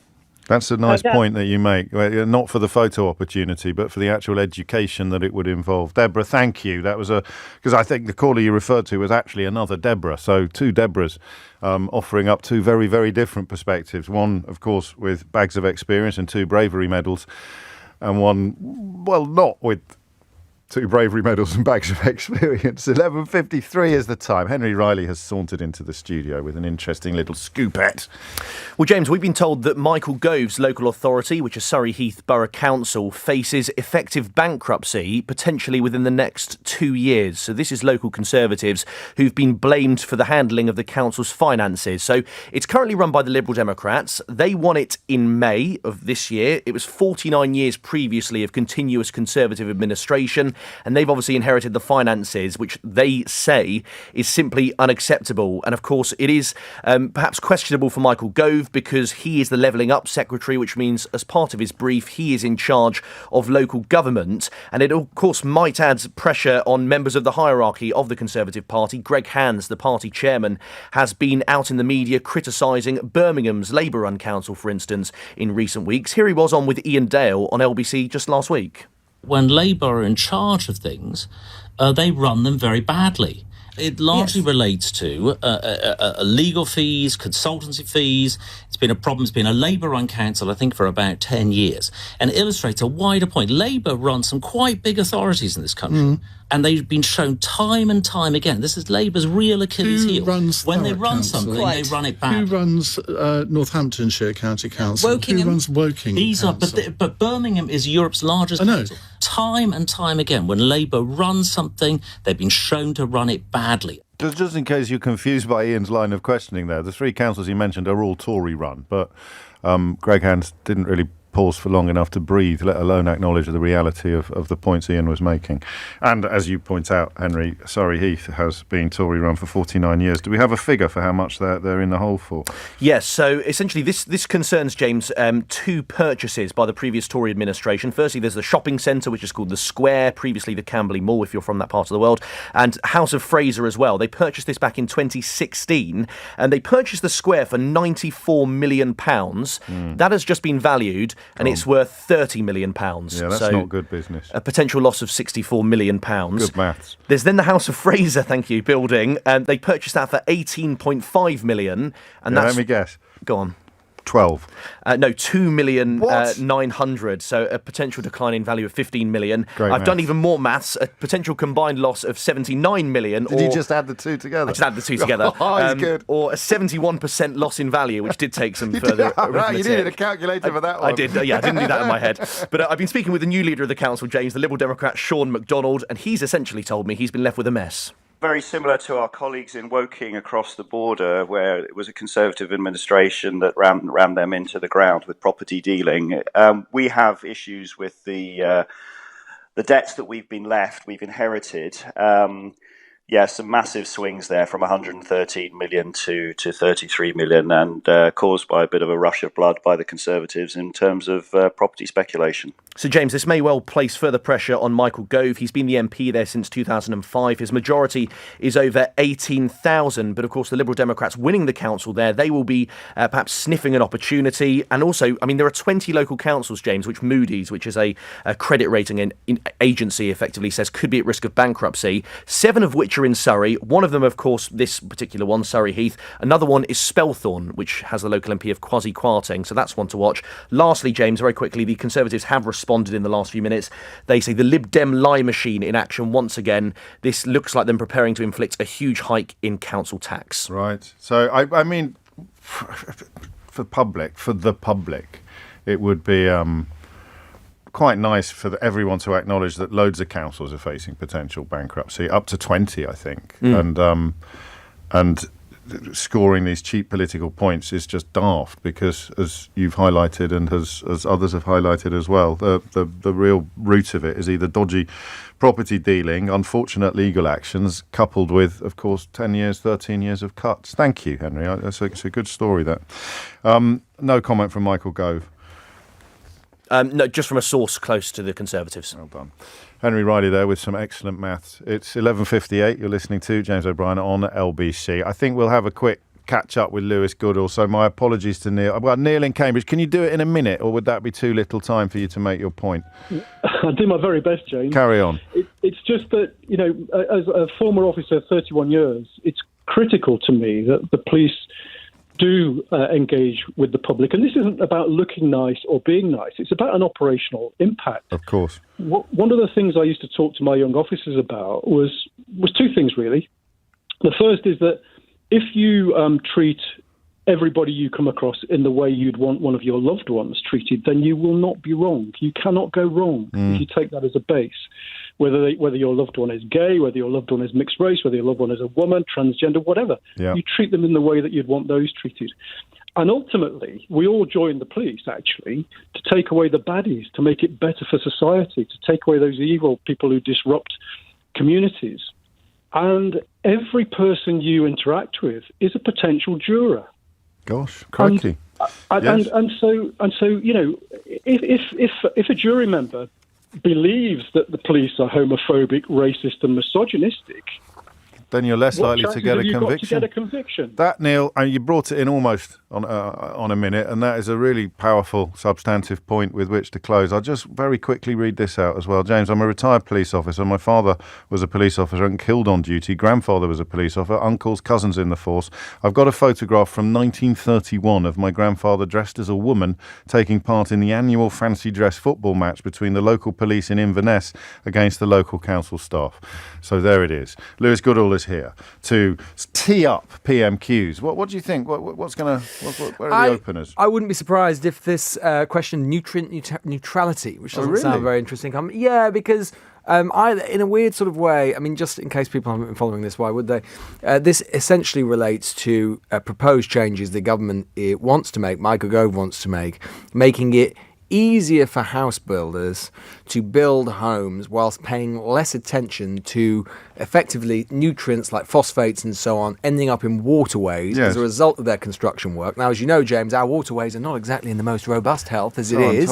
But this was around last week, though. Why would they come? Well, because Labour today has said in the House of Lords that they're going to oppose this measure. I see. So Angela Rayner, one of her first actions as Levelling Up Secretary, Housing Secretary, she's written in the Times with the new Shadow Environment Secretary Steve Reed saying that Labour in the Lords are going to oppose it. And in so doing, just because of the weird parliamentary mechanics which need not detain us, that will basically kill it. Because, as I say, for odd parliamentary reasons, the Commons won't be able to send it back to the Lords. So if the Lords vote it down tonight, which it looks like they're going to do because Labour are going to oppose it, this Green attempt led by Jenny Jones, Baroness Jenny Jones in the House of Lords. Jenny Jones. Everybody Jenny Jones. Send up the signal, Jenny Jones is coming. Then it basically means that it will kill it. But the interesting thing is about that is that in a weird sort of way, I think both front benches will be quite happy to talk about it. Okay. Because Sunak... Well, and Gove has tweeted about this morning. They want to sort of suggest, Labour is the party opposing building. The shares in housing companies went through the roof after this was announced. Well, yeah, because it'll allow them to build. I mean, at the moment, they're struggling, partly because of interest rates. There's less demand for houses and so on. But Labour sense an opportunity because they see from focus group after focus group and from poll after poll that the issue of sewage in our waterways is actually high. The public are bringing it up unsolicited, unprompted. Yes. It is one of those things. It reminds me a bit of the 2017 general election campaign when May got in trouble over fur. Yes. It's one of those things that online, on social media, on Facebook, people are sharing memes about it, people are sharing articles about it. It just captures the public imagination. So Starmer and Labour think, and indeed, I think this is one of the reasons they wanted to move Nandy, because Nandy was actually quite in favour of this change that Gove is proposing. They think that there is greater political capital for them in being seen as the guarantor of the environment on this one. It's an interesting one then. So clear blue water here. It's brownish water perhaps. Brackish water. Filthy water. Yeah, filthy water. Yeah, we couldn't have picked a worse figure of speech then, actually, could I, on reflection. As ever at this point in proceedings, we reserve the right to cross immediately to the House of Commons when Keir Starmer gets to his feet. Unlikely to get 6 questions out of that, Lewis, or not? No, probably not. And as I say, it may well be something that Sunak brings up rather than Starmer. But yeah, I wouldn't be surprised. And look, I wouldn't be surprised again if there's some mention again of schools. Starmer may well ask Sunak to correct the record from last week. We were talking about that last week in terms of what Starmer had said. Not much mileage in either of them bringing that up. Neither of them really want to talk about the triple lock. Both of them want to maintain as much flexibility as they can going up to the election. I would have thought on that. They will eventually have to say what they think about that. But I think a sort of conspiracy of silence would be quite welcome on both parties or for both principles. Indeed. And got just in slightly different news, by-election-tastic news today, 2 on the same day. They're big, but they're huge Tory majorities. Huge Tory majorities, and in one of them in particular, Mid Bedfordshire, there is a war of words that is breaking out between the Labour and Lib Dem party. We talked before, James, about the fact that unlike all of the other by-elections which have come before, where one or other of the Labour or the Lib Dems have basically kind of very quietly, tacitly sat it out, on this occasion, in Mid-Beds, both think they're in with a shout. They're both setting themselves up as the natural alternative. And, of course, that leaves progressive voters who don't like Nadine Dorries, didn't like what she did, don't much like the Conservatives, not entirely sure which way to go. If you talk to voters there at the moment, they're getting absolutely deluged by both parties. There is no pact. And, of course, the net result of that could well be to allow the Conservative candidate, however unpopular the national government is, to just about squeak it through the middle. I think Tamworth Labour will be very hopeful of taking that, even though it is a huge Tory majority. But given the circumstances and so on, if they don't, it will be, I think, considered a pretty big disappointment. So one for the psephologists. One for the psephologists. You know where psephology comes from? You probably know this Greek. stuff. It's Greek, yeah. It relates to urn. It's a Greek word for urns, where they used to put the votes. Put the bit in the urn and then count them because it was a secret ballot. Because yes. We put it in the urn, and then they cracked the very Greek way, smashed the urn open, and then counted the ballots. Okay, here's Keir Starmer. Thank you, Mr. Speaker. Can I join the Prime Minister in his words about the Clerk of the House? Mr. Speaker, I pay tribute to the police who tracked down the escaped terror suspect from Wandsworth Prison last week. Despite being charged with terrorism and despite being a flight risk, he was not held in a Category A prison. Why not? Minister. Well, Mr. Speaker, I'd like to thank the police and their partners for their efforts to find and arrest Daniel Khalif. There is now an ongoing legal process that must be allowed to take its course. But I'd like to reassure the public that while these cases are extremely rare, the Justice Secretary has launched an internal investigation about how this could happen, as well as an independent investigation of the incident, so that we can learn the lessons from this case and make sure that it never happens again. Keir Starmer. The truth is they're presiding over mayhem in the criminal justice system. Only a few short months ago, Zara Alina's family said ministers had, and this is their words, blood on their hands after probation failures that led to her murder. So it beggars belief that we're back here once again. The Chief Inspector of Prisons said conditions in Wandsworth are so bad it should be shut down. The Chancellor is telling anyone who'll listen that he raised concerns months ago. Probation, school buildings, now prisons. Why does the Prime Minister keep ignoring the warnings until it's too late? Prime Minister. Mr. Speaker, the honourable gentleman with his background should know better that because of the wide variety. Because of the wide variety and considerable difference in severity of people charged under that Act, it is not and has never been the policy that they are all held in Category A prisons, something that I shouldn't need me to point out to him given his experience. But he talked about resourcing. I am happy to tell him that over the last few years, we have delivered an extra 4,000 new prison officers. Staffing levels at Wandsworth in particular are up by 25% in the past 6 years. And because we're boosting prison pay, we're also improving retention and at the same time investing £100 million to improve prison security with new measures like X-ray body scanners. But if he wanted to have a truly honest debate about this, perhaps he'd acknowledge that prison escapes under the Labour government were almost 10 times higher than under the Conservative.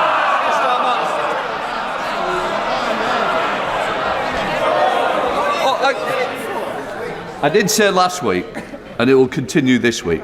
Who wants to start this session by leaving? Please do so. I'm happy to help you on your way. Keir Starmer. Mr. Speaker, every week, whatever the topic, he paints this picture as if everything is great and fine out there. It's so at odds with the lived experience in the real world. Let me turn to another serious security concern. Some in this House face sanction, intimidation and threats from the Chinese state. When I asked the Prime Minister on Monday whether the Foreign Secretary raised the specific issue of the alleged spy arrested in March when he visited China a few weeks ago, the Prime Minister would only say that he raised that type of activity, but avoided specifics. So I asked the Prime Minister again, did the Foreign Secretary raise this specific case when he visited China? Yes or no? Mr. Speaker, I'll refer to my previous answer where I've said very clearly that the Foreign Secretary raised these issues with the Chinese Foreign Minister who he met, as did I when I had my meeting with Premier Li over the weekend. But when it comes to China, Mr. Speaker, this government has put in place the most robust policy that has existed ever in our country's foreign policy. It is to protect our country for the values and the interests that we stand up for. It is to align our approach with our closest allies, including those in the G7 and the Five Eyes, and is to engage where it it makes sense, either to advance our interests or, as I did at the weekend, to raise our very significant concerns. That is the right approach to China. It is one that is welcomed by each and every single one of our allies, and I'd be interested to know what he thinks that he would do differently. Keir Starmer. Well, that certainly wasn't a yes. And what he says now is totally at odds with the Parliament's Intelligence and Security Committee report of July this year. That set out that the government has no clear strategy when it comes to China, has failed to support the intelligence agencies, and is leaving the UK severely handicapped in managing our future security. This has been raised time and time again. But yet again, the Prime Minister fails to heed the warnings and is now desperately playing catch-up. So will he finally commit to the full audit of UK-China relations, which so many in this House have so long demanded? Well, Mr. Speaker, as always, the Leader of the Opposition is just playing catch-up and hasn't caught up with the reality of what's actually happening. He talks about the ISC report. Again, if he actually went through it, he would realise that it related to a period of investigations which was in 2019 and 2020. Since then, Mr. Speaker, we have launched a whole new integrated review refresh of our China strategy. It's published. We've put in place a range of new measures, including, for example, the National Security Protective Agency, which is staffed out of MI5, supporting businesses and organisations and being alert to the risk from cyber and from China. But if he wants to talk about foreign policy, Mr. Speaker, he should perhaps reflect on his own record, because this was the man who said he was 100% behind the former Labour leader, a person who wanted to abolish the army, scrap Trident and withdraw from NATO. It's clear what he did. He put his own political interests ahead of Britain's. Mr. Speaker, probation, prison, schools, China, yet again inaction man fails to heed the warnings and then blames everyone else for the consequences. Mr. Speaker, on Sunday, the Home Secretary celebrated her first anniversary in post. That is, if you overlook the 6 days she missed when she was deemed a national security risk. In that year, 40,000 people have crossed the Channel on a small boat, and the taxpayer is now spending £6 million a day on hotel bills. He's failing to stop terrorists strolling out of prison, failing to guard Britain against hostile actors. He's completely failing to stop the boats. How can anyone trust him to protect the country? Mr. Speaker, he talks about trust, he talks about action. Just today, this government is taking action to reform defective EU laws to unlock over 100,000 homes, boosting our economy, supporting jobs and ensuring that we can realise the aspirations of homeowners. Now, he talks about trust, he tried in this House to talk the talk on house building, but at the first sign of a cheap political hit, what did he do? He's caved in, Mr. Speaker. Rather than make the right long-term decisions for the country, he's taken the easy way out. It is typical of the principles-free, conviction-free type of leadership that he offers. Flip-flopping from being a builder to a blocker. Mr. Speaker, the British public can't trust a word he says. Mr. Speaker, every week he comes here protesting that nothing's his fault, trying to convince anyone who's still listening that everything is great. The truth is, the floor fell in for millions of families because of their economic mayhem. The classroom ceilings collapsed because he cut vital school budgets. And now the walls of our national security have been breached because they've ignored repeated warnings. No one voted for these shambles. No one voted for him. So how much more damage do the British public have to put up with before he finally finds the stomach to give them a say? Mr. Speaker, we are getting on for the British public just in the last week, announcing a new landmark deal for British scientists, attracting £600 million of new investment for our world-leading auto industry, and wages now rising at the fastest rate on record, Mr. Speaker. And where has he been this week? Locked away with Labour's union paymasters. promising to give them more power and scrap the laws that protect British families and their access to public services. It's clear it's only the Conservatives that are on the side of the hard-working British public. Thank you very much, Mr. Speaker. Last week, with Yorkshire colleagues, I met with our local integrated care board to discuss plans for improving dentistry provision. But when surgeries suddenly closed to NHS patients without notice, as one in Harrogate did very recently, an immediate strain is put on local provision. Will the Prime Minister look at what can be done in these circumstances to ensure that no one is left without access to an NHS dentist? Prime Minister. My honourable friend is absolutely right to raise this, and we will look into this issue. He'll be reassured to know we're investing £3 billion a year into dentistry. There is no geographical restriction on which dental practice a patient may attend, and practices should keep all their records up to date, including whether they are accepting new patients. And typically where a practice ends a contract, NHS England and ICBs should work together to ensure that that funding is reallocated and patients continue to have access to NHS dental care. SNP leader Stephen Flynn. Mr. Speaker, as someone who spends more money heating their swimming pool than the total value of the UK state pension, I think it's safe to say that the Prime Minister might not be as invested in this topic as some others. But let's afford him the opportunity to clear up any confusion. Will he commit his party, the Conservative Party, to maintaining the state pension triple lock beyond the next general election? Yes or no? Prime Minister. Mr. Speaker, this is the party that introduced the triple lock, Mr. Speaker. This is the party that has delivered a £3,000 increase in the state pension since 2010. It's also the parties that ensure that there are 200,000 fewer pensioners living in poverty today, and this winter ensuring that pensioners get an extra £300 alongside their winter fuel payment to support them through the challenging times with inflation. So, Mr. Speaker, our track record is clear. There is one party in this House that has always stood up for our pensioners, and that is the Conservative Party.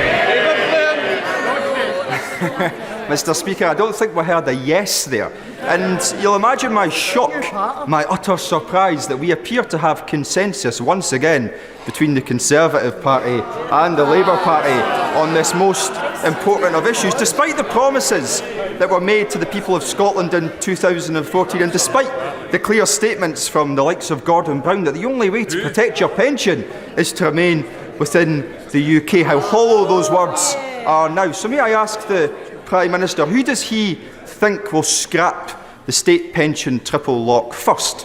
His government or the Labour Party's government? Prime Minister. Mr. Speaker, as I said, thanks to the actions of this government, pensioners in Scotland are receiving record increases in their state pension, £870 this year. Extra support with the cost of living this winter. This is the government that introduced and remains committed to the triple lock. But he does raise a good point, Mr. Speaker. Pensioners in Scotland should know the reason they can rely on the state pension, not just today but for years to come, because of the strength of our union and the strength of our United Kingdom government. Mr. Speaker, beautiful Eastbourne is perhaps best known as a top visitor destination, but there is important... 17 minutes after 12. Tempted though I am to find out where the Eastbourne-based question is going. I think we'll pause briefly and then return with Lewis Goodall to pick over the bones of what we've just heard. James O'Brien on LBC. James O'Brien on LBC. 20 minutes after 12 is the time. PMQ's prompting the usual cavalcade of comment from you. I'll try and play a few of those into our conversation. Lewis Goodall is here. I mean, 10 out of 10 for predicting that it might be Rishi Sunak who brought up the nutrient whatever. But we probably missed nutrient neutrality. We probably missed a trick on Daniel Khalif in our pre-match warm-up. That's true. We should have done. Or I should have done. But I suppose in a way, the truth is that what Starmer was doing, and look, he's doing this week after week, and I don't think it's going to change much up until the election. It's rinse and repeat. Is that he mentioned about 3 or 4 things, and that's the point. The sort of macro Labour strategy is to basically say week after week that nothing is working, and really pinpoint or really put Sunak on the spot in the sense that of trying to make him seem like that Jim Callaghan thing in the late 70s. You know, crisis, what crisis? Yeah. Never said it, but he was perceived to have said it. It was a famous Sun headline. And it is very difficult for Sunak to answer because clearly, and his aides will know this, and those thinking the Conservative strategists will know this. All the opinion polls say, focus groups say, voters are deeply dissatisfied with the way the country is going, the direction it's heading in, the quality of their everyday lives and lived experience. There is this sense entirely, which is not just a sense, it is in so many ways borne out by events, that so much isn't working properly. And how does Sunak respond to that? Because on the one hand, if he can't accept it, well, you're getting it also for people who are lucky enough not to stumble across this stuff. You're getting it from people like Sarah Vine in the Daily Mail, totally. Michael Gove's ex-wife, it's describing everything as broken in the country. It's an elite narrative as much as it is a narrative on the street. And how does Sunak respond to that? He can't accept the premise of the question, obviously, because he might as well pack up and go home if he accepts it's all gone. But And therefore, he has to try and say, well, things aren't really that bad, but obviously leaves open to the rejoinder, which is, you're out of touch. You haven't got a clue. Very, very difficult for him to get off that one. And I think in terms of what Starmer was trying to do strategically more generally, telling as well that thinking of the topics he was talking about, yes, criminal justice, China, small boats, these are all things which aren't just sort of Labour bread and butter. It's not NHS, it's not schools. It's deep into Tory territory. And stuff as well, the twin benefit is, stuff around which Sunak has a political problem with his own backbenchers.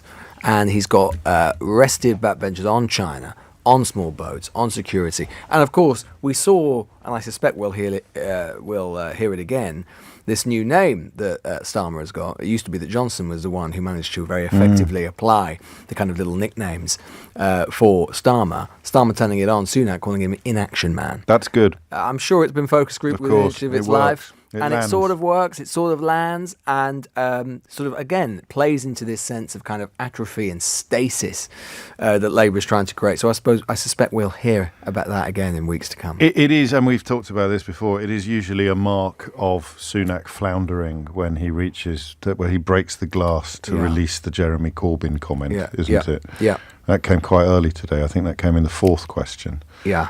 Well, we spoke last week about the fact that, and nothing has changed, to coin a phrase, that Sunak is a politician in search of a message, in search of a narrative, in search of some adhesive to bind his thoughts together. You need that as a politician, as a prime minister. You need a message to be able to tell about yourself and about your opponent. What is Sunak's? We know what Starmer's is. It's very effective. It's pretty effective. It speaks. It chimes with a certain feeling in the country at the moment. Sunak desperately needs one of his own. What he cannot do is rely on the greatest hits of Conservative narratives and messages gone by. And we saw them again in display there. And as you say, James, it is the break glass in case of emergency. Oh, I'm struggling. What can I do? Yes. I'll mention Jeremy Corbyn. That wouldn't be planned anymore. in advance. That's more likely to be a kind of. There's the big three. There's and to some extent, Conservative leaders always talk about Captain Hindsight last week, Captain Hindsight, starting talking about lockdowns. This all stuff that feels like ancient history to most people. It doesn't feel like it raises or rises to the moment that we're in. So, talking about union paymasters, okay, Tory leaders always do that, fine. Talking about Corbyn, a pillar of the 2019 election result, he's not going to be relevant by the time of the next general election. He's not even a Labour candidate anymore, whether you think that's good or bad. It's just not a relevant issue.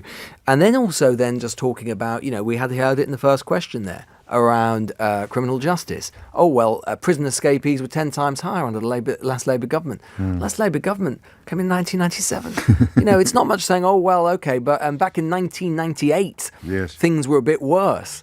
1998, you're talking about 25 years ago. A good slice of the electorate wasn't even born or certainly wasn't voting. So, those three things are not going to go anywhere near to cut the mustard for him in terms of a message which lands and which resonates, and they are still in search of one. Well, what would that look like, though? Because, you can see them almost sort of poking at some of the old, as you say, some of the old things that work. The Daily Mail often provide a bit of an indication of where they could go. So they've gone on the old unions lines since Angela Rayner's speech yesterday. But the support for industrial action is historically high. Yeah. So, if you were Rishi Sunak lying in bed at night, what are you actually dreaming of? I think that they will, all roads lead to a general election, which is very vituperative, very nasty, which is sort of odd in a way because you've got two principals who kind of by their inclination and by their nature aren't necessarily the sort of politicians you might imagine would create that. No. But I think circumstances will force Sunak, because he has little to say about himself and about the government's record, really, not least because his particular version of the government hasn't been in or won't have been in for that long. We will probably see a sort of pretty fierce assault on Starmer, his record as DPP and so on, and that will be matched by the Labour Party and Sunak. It's not going to be asymmetric. We saw that in the run-up to the local election campaign, some pretty choice language being used on digital communications and so on from the Labour Party. So I think that in the end we are heading down a direction which is going to be about character. And it is going to be about, I think obviously probably the most effective, and again we know this from focus groups, the most effective message against Starmer really is one of vacillation. Yes. And the idea that he's not being straight with you and he's not being honest with you and he wasn't with his party and he's not going to be in the future. I think that is the one, because Starmer we know is not especially popular among the public. You don't have to be to win, by the way. Margaret Thatcher was never popular, 1979, 1983, 1987, but she still won. We know that the public is receptive to the idea of his being vacillating, of his being someone who isn't necessarily straightforward. But again, the question is whether that matters very much. Yeah. Whether just the fact that, you've got 75% of the country, including a plurality of Conservative voters at the moment, who don't think the country is going in the right direction. And the country is in need of a change. And here's your only option. And that is the only option. Very, very hard in those circumstances. Well, it's the only option in England, of course, because we should say a few words about Stephen Flynn, who is good. He's a good operator. He's a good operator. Inbox reflects a lot of admiration for him. And also, something that perhaps Blackford didn't do much was to go with one barrel aimed at the Tories and the other barrel aimed at Labour. Yeah, and you see that again and again. Look, I think there's a very interesting contrast, right, which we're going to get a sort of sneak preview of in terms of the different political situations in England versus Scotland, in the sense that it feels increasingly, you can never say for certain, long way to go in the grand scheme of things to the next general election, but it feels as if the Tories are down and out. The SNP, by contrast, as an opponent for Labour, are down, but they're not out. Yeah. They're still very much in the game. They're still sort of neck and neck now with the Labour Party in terms of Westminster intention. That's a big recovery for the Labour Party. The Labour Party was all but moribund just a short time ago, but they're not out. They still pose a threat. And obviously the Rutherglen by-election will give, which is very soon now, will give a really interesting indicator. If Labour can't take that in the circumstances of the by-election, everything that's happened with Sturgeon and so on, then it really puts a big question mark as to how big a recovery there can be in Scotland, which makes for Labour, which makes the task in England all the harder and all the steeper for Starmer. I've just seen my first mocked-up meme of Inaction Man. In it didn't take long. I do love the British public sometimes. They don't hang about, do they? Do we know whether Inaction Man has eagle eyes, Lewis? That's the key question, or one of those strings that you pull that gets him to say military. It's been a summer of sort of action figures or sort of toy figures. Haven't we had Barbie and now got an Action Man? Yes. Yeah. Well, I tell you what, you'd give the pay rise to the PR who managed to tie Rishi Sunak to Barbie with the popularity and the success of that. Lewis Goodall, always a pleasure. Many thanks indeed, bringing us in bang on time, like a pro, like a don. Here's Amelia Cox with the headlines. James O'Brien on LBC. James O'Brien on LBC. 33 minutes after 12 is the time. You are listening to James O'Brien on LBC. I just quickly read you something, again, back to this bizarre business of a certain type of right-wing politician and or commentator pretending to be upset about police officers at Pride or at Notting Hill Carnival. This is really good. As a firefighter in London, James, we also get involved in Pride and Carnival. For Pride, we have a rainbow fire engine that takes part in the parade. And for Carnival, North Kensington Fire Station is closed and the firefighters stand outside the front and mingle with the crowds, taking pictures with all the incredible cultural outfits that people are wearing. It's much more than just a woke virtue signalling message to the public, though. It's also a message of support and acceptance to the members of the LGBT community and people of colour that serve as firefighters too. As a straight white male in the fire brigade, I'm not threatened by this. I'm enamoured of it. I want my black colleagues and my gay colleagues to know that the fire brigade is proud of who they are. There's actually quite a bit of diversity in the Tory cabinet. I would have hoped that Sunak and Braverman especially would have wanted to allow the public services they preside over to be free to send these messages of acceptance. I hadn't thought of it like that, but it is rather lovely. Now, we spend a little bit of time on this programme putting the boot into elements of the BBC, and we spend a little bit of time highlighting the things that they are doing well and the things that they do right. Few examples of the latter category are more persuasive than the explainers that a journalist called Ros Atkins started doing a couple of years ago. These sort of bite-sized but absolutely comprehensive explanations of issues that might otherwise be confusing and are often controversial. And what Ros has managed to do, which is remarkable really, given how much false equivalence and misplaced balance there can be in reportage, is demonstrate neither fear nor favour while providing you with an absolutely, as I say, comprehensive account of what's going on. Ros has also written a book, which we will talk about shortly. But first, Ros, welcome. Thanks for having me. Lovely to see you. Where did the idea come from for the sort of, because they've kind of propelled you into a space that you weren't in before, haven't they, these explainers? Where did the idea come from? So the idea first came from a conversation with my editor at the time in the summer of 2019 when we were reviewing how my programme at the time, Outside Source, was doing. And I felt like it was doing reasonably well on the TV. People seemed to like it and the numbers were good. But I wasn't very happy with our digital content. We weren't really creating very much that was proving very competitive. And it seemed to me that I needed to perhaps change what I was putting in the programme, which would in turn make them more successful as clips. And I had this idea as a potential solution to this problem I was facing, which was an idea I originally thought of as an all-in-one, though that didn't really catch on, which was, could you create a video format, 3, 4, 5 minutes, which basically said, if you're interested in an issue, but you're feeling a little overwhelmed by all the different takes and all the different information swirling around it, watch this for 5 minutes and you're going to feel an awful lot more informed. So the idea, and you alluded to this in the introduction, was, can you make it brief enough that people will find time to watch it, but comprehensive enough that they feel by the end of it they really are properly informed? And so that was the balance that we tried to strike. And I had a hunch that potentially people might find that useful, and needless to say, we were delighted that some people did. And that leads then to the art of explanation, how to communicate with clarity and confidence, which is out this week.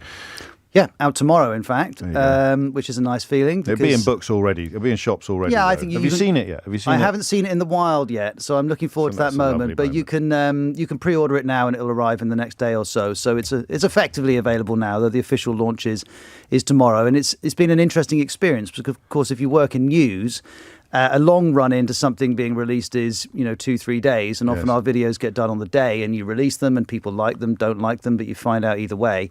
So it's a slightly different experience to work on something for 2.5 years, and not many people have seen it. So I'm kind of nervous and excited to see what people think. Who is it aimed at? Well, it's aimed at everyone. Who wants? Yeah, the idea is that within my working life, both as a journalist and broadcaster, but also someone who's tried to get various ideas off the ground, I deploy a range of techniques to help me explain and communicate both the news, but also other things in my day-to-day life as well. Basically use a system, which you've had from a very young age. Yeah, well, I turned up. It's an evolving system. Right, it's an evolving system, but it rooted back to when I turned up at university, and we used to get one essay a week. I did history, and it was often on a subject I knew nothing about, and they'd give you this reading list and say, kind of come back next week, and that didn't feel entirely realistic. So I developed a system to try and help me crunch through all this information I needed to look at, try and make sense of it and organise it, and then hopefully explain it and build an analysis around it. And as I became a broadcaster, I added different dimensions to this system. But the real revelation was that something that was helping me first with history essays and then doing the news was actually something that you could apply in 101 situations. And so the reason I say the book's for everyone is I hope journalists will read it and find it useful, but actually it's me saying, look, there are these techniques which we can all use in moments where we've got something we want to get across that will help us do that. Can you give us a thumbnail sketch? So what you need to do is provide enough information to whet people's appetites, but not so much that they don't need to read the book. Well, yeah. Let me see if I can do this. Essentially, it's a three-stage process. The first thing I always think is you've got to be clear on what you're actually trying to communicate. So, for example, if I'm doing a video about China's economy, well, that's a huge issue. what aspect of China's economy specifically am I trying to explain? Or in a very different situation, if I'm going to the doctor, what specific symptoms am I wanting to speak to the doctor about? So the first thing is, are you clear on what you're trying to say and who you're trying to say it to? The next stage is, well, what information do I need to do that? And one of the most useful things I find is to try and split out what's really essential to you doing that to information that's interesting but not essential and might get in the way. Because the more things you get across, the harder it is for people to take it in, inevitably. So with our videos, we spend an awful lot of time discarding information that's perfectly interesting but not essential. Quite tricky, isn't it? Yeah, it is tricky. Because you think that adds loads of colour, but it doesn't actually increase the sum total of the viewer's understanding. And you've got to be realistic that the information you're including is competing. The bits of information are competing. So the more you put in, the more different things are competing for people's attention. So I'm pretty strict about getting rid of things. And then the third part of the equation is really stopping and thinking, who am I giving this information to? Because we don't communicate in a vacuum. At the moment, I'm talking to you and LBC's listeners. Another time I'm sending an email and it's to one person or 20. Every time you communicate, it's with someone specific. Yes. And each of those people will have preferences in terms of how they like information being given to them, how much time they've got, how much knowledge they've got. And so the more you can calibrate what you've got for the people you're giving it to, the better the chance you've got that they'll take it in. So while it has a very broad appeal, the art of explanation, it is going to be of particular use to people who find themselves having to digest and disseminate. Really? Yeah. So students, teachers... Absolutely. Students, teachers, definitely two groups of people. Who just want to be better conversationalists. Yeah, one of the things that I talk about, and I've learned this from people who are far better than me at the BBC, is that when you're a reporter or correspondent or on-air editor and you're going into lots of broadcast environments where you don't necessarily know what precisely you'll be asked to talk about, you still need to be able to talk with precision and really have just the right information to make the points you want to make. And in my experience, if you prepare for those moments and you think about, well, what are the most likely questions I'll be asked and what's the information I need in order to give a very good answer on those subjects? And crucially, have I actually practiced using that information? So the first time I say it out loud isn't the first time I've said it at all. All of these things mean that in those more fluid conversational situations, hopefully, I mean, people can judge me, and I feel like every time I'm talking at the moment, I'm trying to live up to some high standards. But hopefully, in those situations, even though they're fluid, even though you don't know what's going to be asked of you, you can actually talk with a lot of precision and clarity about whatever the subject is. So it's for anyone really who feels like they would like to take that on and get better at it. And I hasten to add, I'm still trying to get better at it as well. Well, we all are. And I mean, even those of us that do it for a living will find plenty to engage with and learn from in your book. You've got a few fans listening to this, Ros, which I don't know how to feel about that, to be honest. Ros is awesome, should be the main 10 o'clock news anchor, says Sam. And Jason says, Ros Atkins is a proper banging old school DJ too. That is, well, I don't know about the description being right, but I am interested in DJing old school, that's true. Drum and bass in particular. Drum and bass in particular, yes. I love this because it is slightly at odds. I'm an old raver, but it's slightly at odds with your on-screen persona, I think, isn't it? Yeah, I mean, the sweaty Brixton DJ booth. The two things do appear to be separate, although I think there is a little bit of overlap in that if you're DJing, you don't just pick out your favourite tunes and turn up regardless of where you're DJing. You think about what's the venue, who's going to be there, what's the vibe. Done. So it's the same system. And in terms of, you might have the best information in the world on the subject you're talking about, but you need to think about how am I going to order that information and who am I speaking to and what's the environment. So there's some overlap. I don't want to stretch this too far. I think you should run with it. So it's as much about the records you don't play as it is about the records you don't play. It's about the records you start with, the records you play at the end, where you take them in the middle of the set. So there is some overlap, but I suppose the thing that I felt very keenly when I was writing this is that we all, every day, in lots of different ways, whether you're sending an email, whether you're meeting a client, whether you're on the radio, whether you're, whoever you are, every day there are multiple moments where we're trying to communicate specific points and specific pieces of information. But while we often will pay close attention to the other skills we may need in our working life, how often do we all stop and go, actually, is this the best way of talking in a meeting? Or is this the best way of sending an email? Or is this the best way of preparing for an interview? I mean, some people listening may well do all this very well, but I found I met a former colleague the other day, and he skim-read the book, and he waved it at me, and he said, "It's the case for preparation, isn't it?" Yes. And it is. It's my argument that if we stop and think before we communicate, even if it's for 30 seconds, and sometimes it'll be far longer for bigger moments, that actually we can organise our thoughts and what we want to get across, and that can have quite a profound impact on our ability to make those moments count, whether it's a small moment or a big job interview or whatever it may be. In any aspect of life. The Art of Explanation, How to Communicate with Clarity and Confidence by Ros Atkins is published tomorrow, but I'll be amazed if it's not already on the tables in the front of your local bookshop. Ros, lovely to see you, mate. Thanks for having me in. Congratulations. Thank you very much. It's 12:45. James O'Brien on LBC.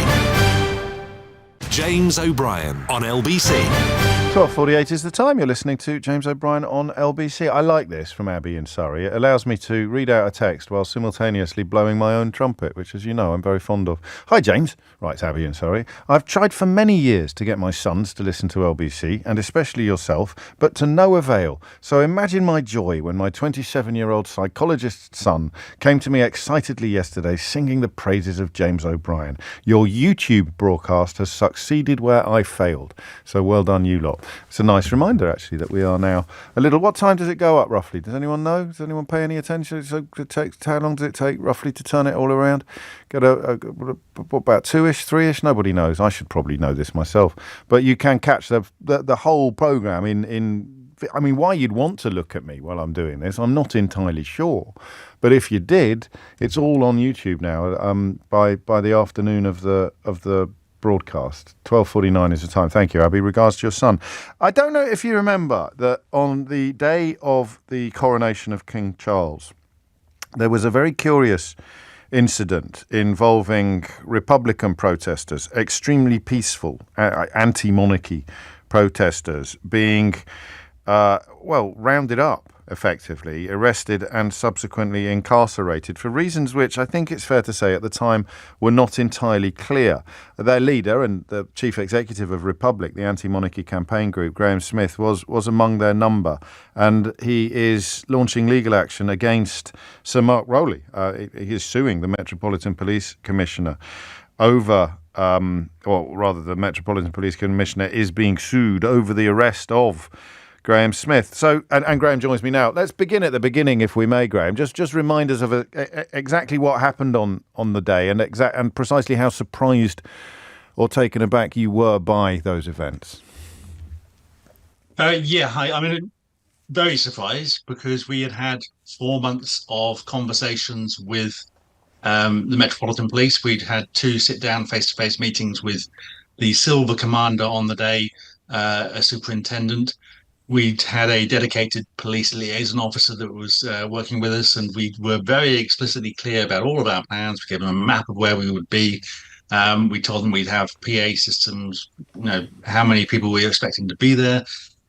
At one point, they even asked us what the placards would say, which, we're not under any obligation to tell them, but we told them anyway, just because being helpful. And on the day, we turned up at Trafalgar Square with the PA systems and a few other bits and pieces, and immediately the response is quite frosty.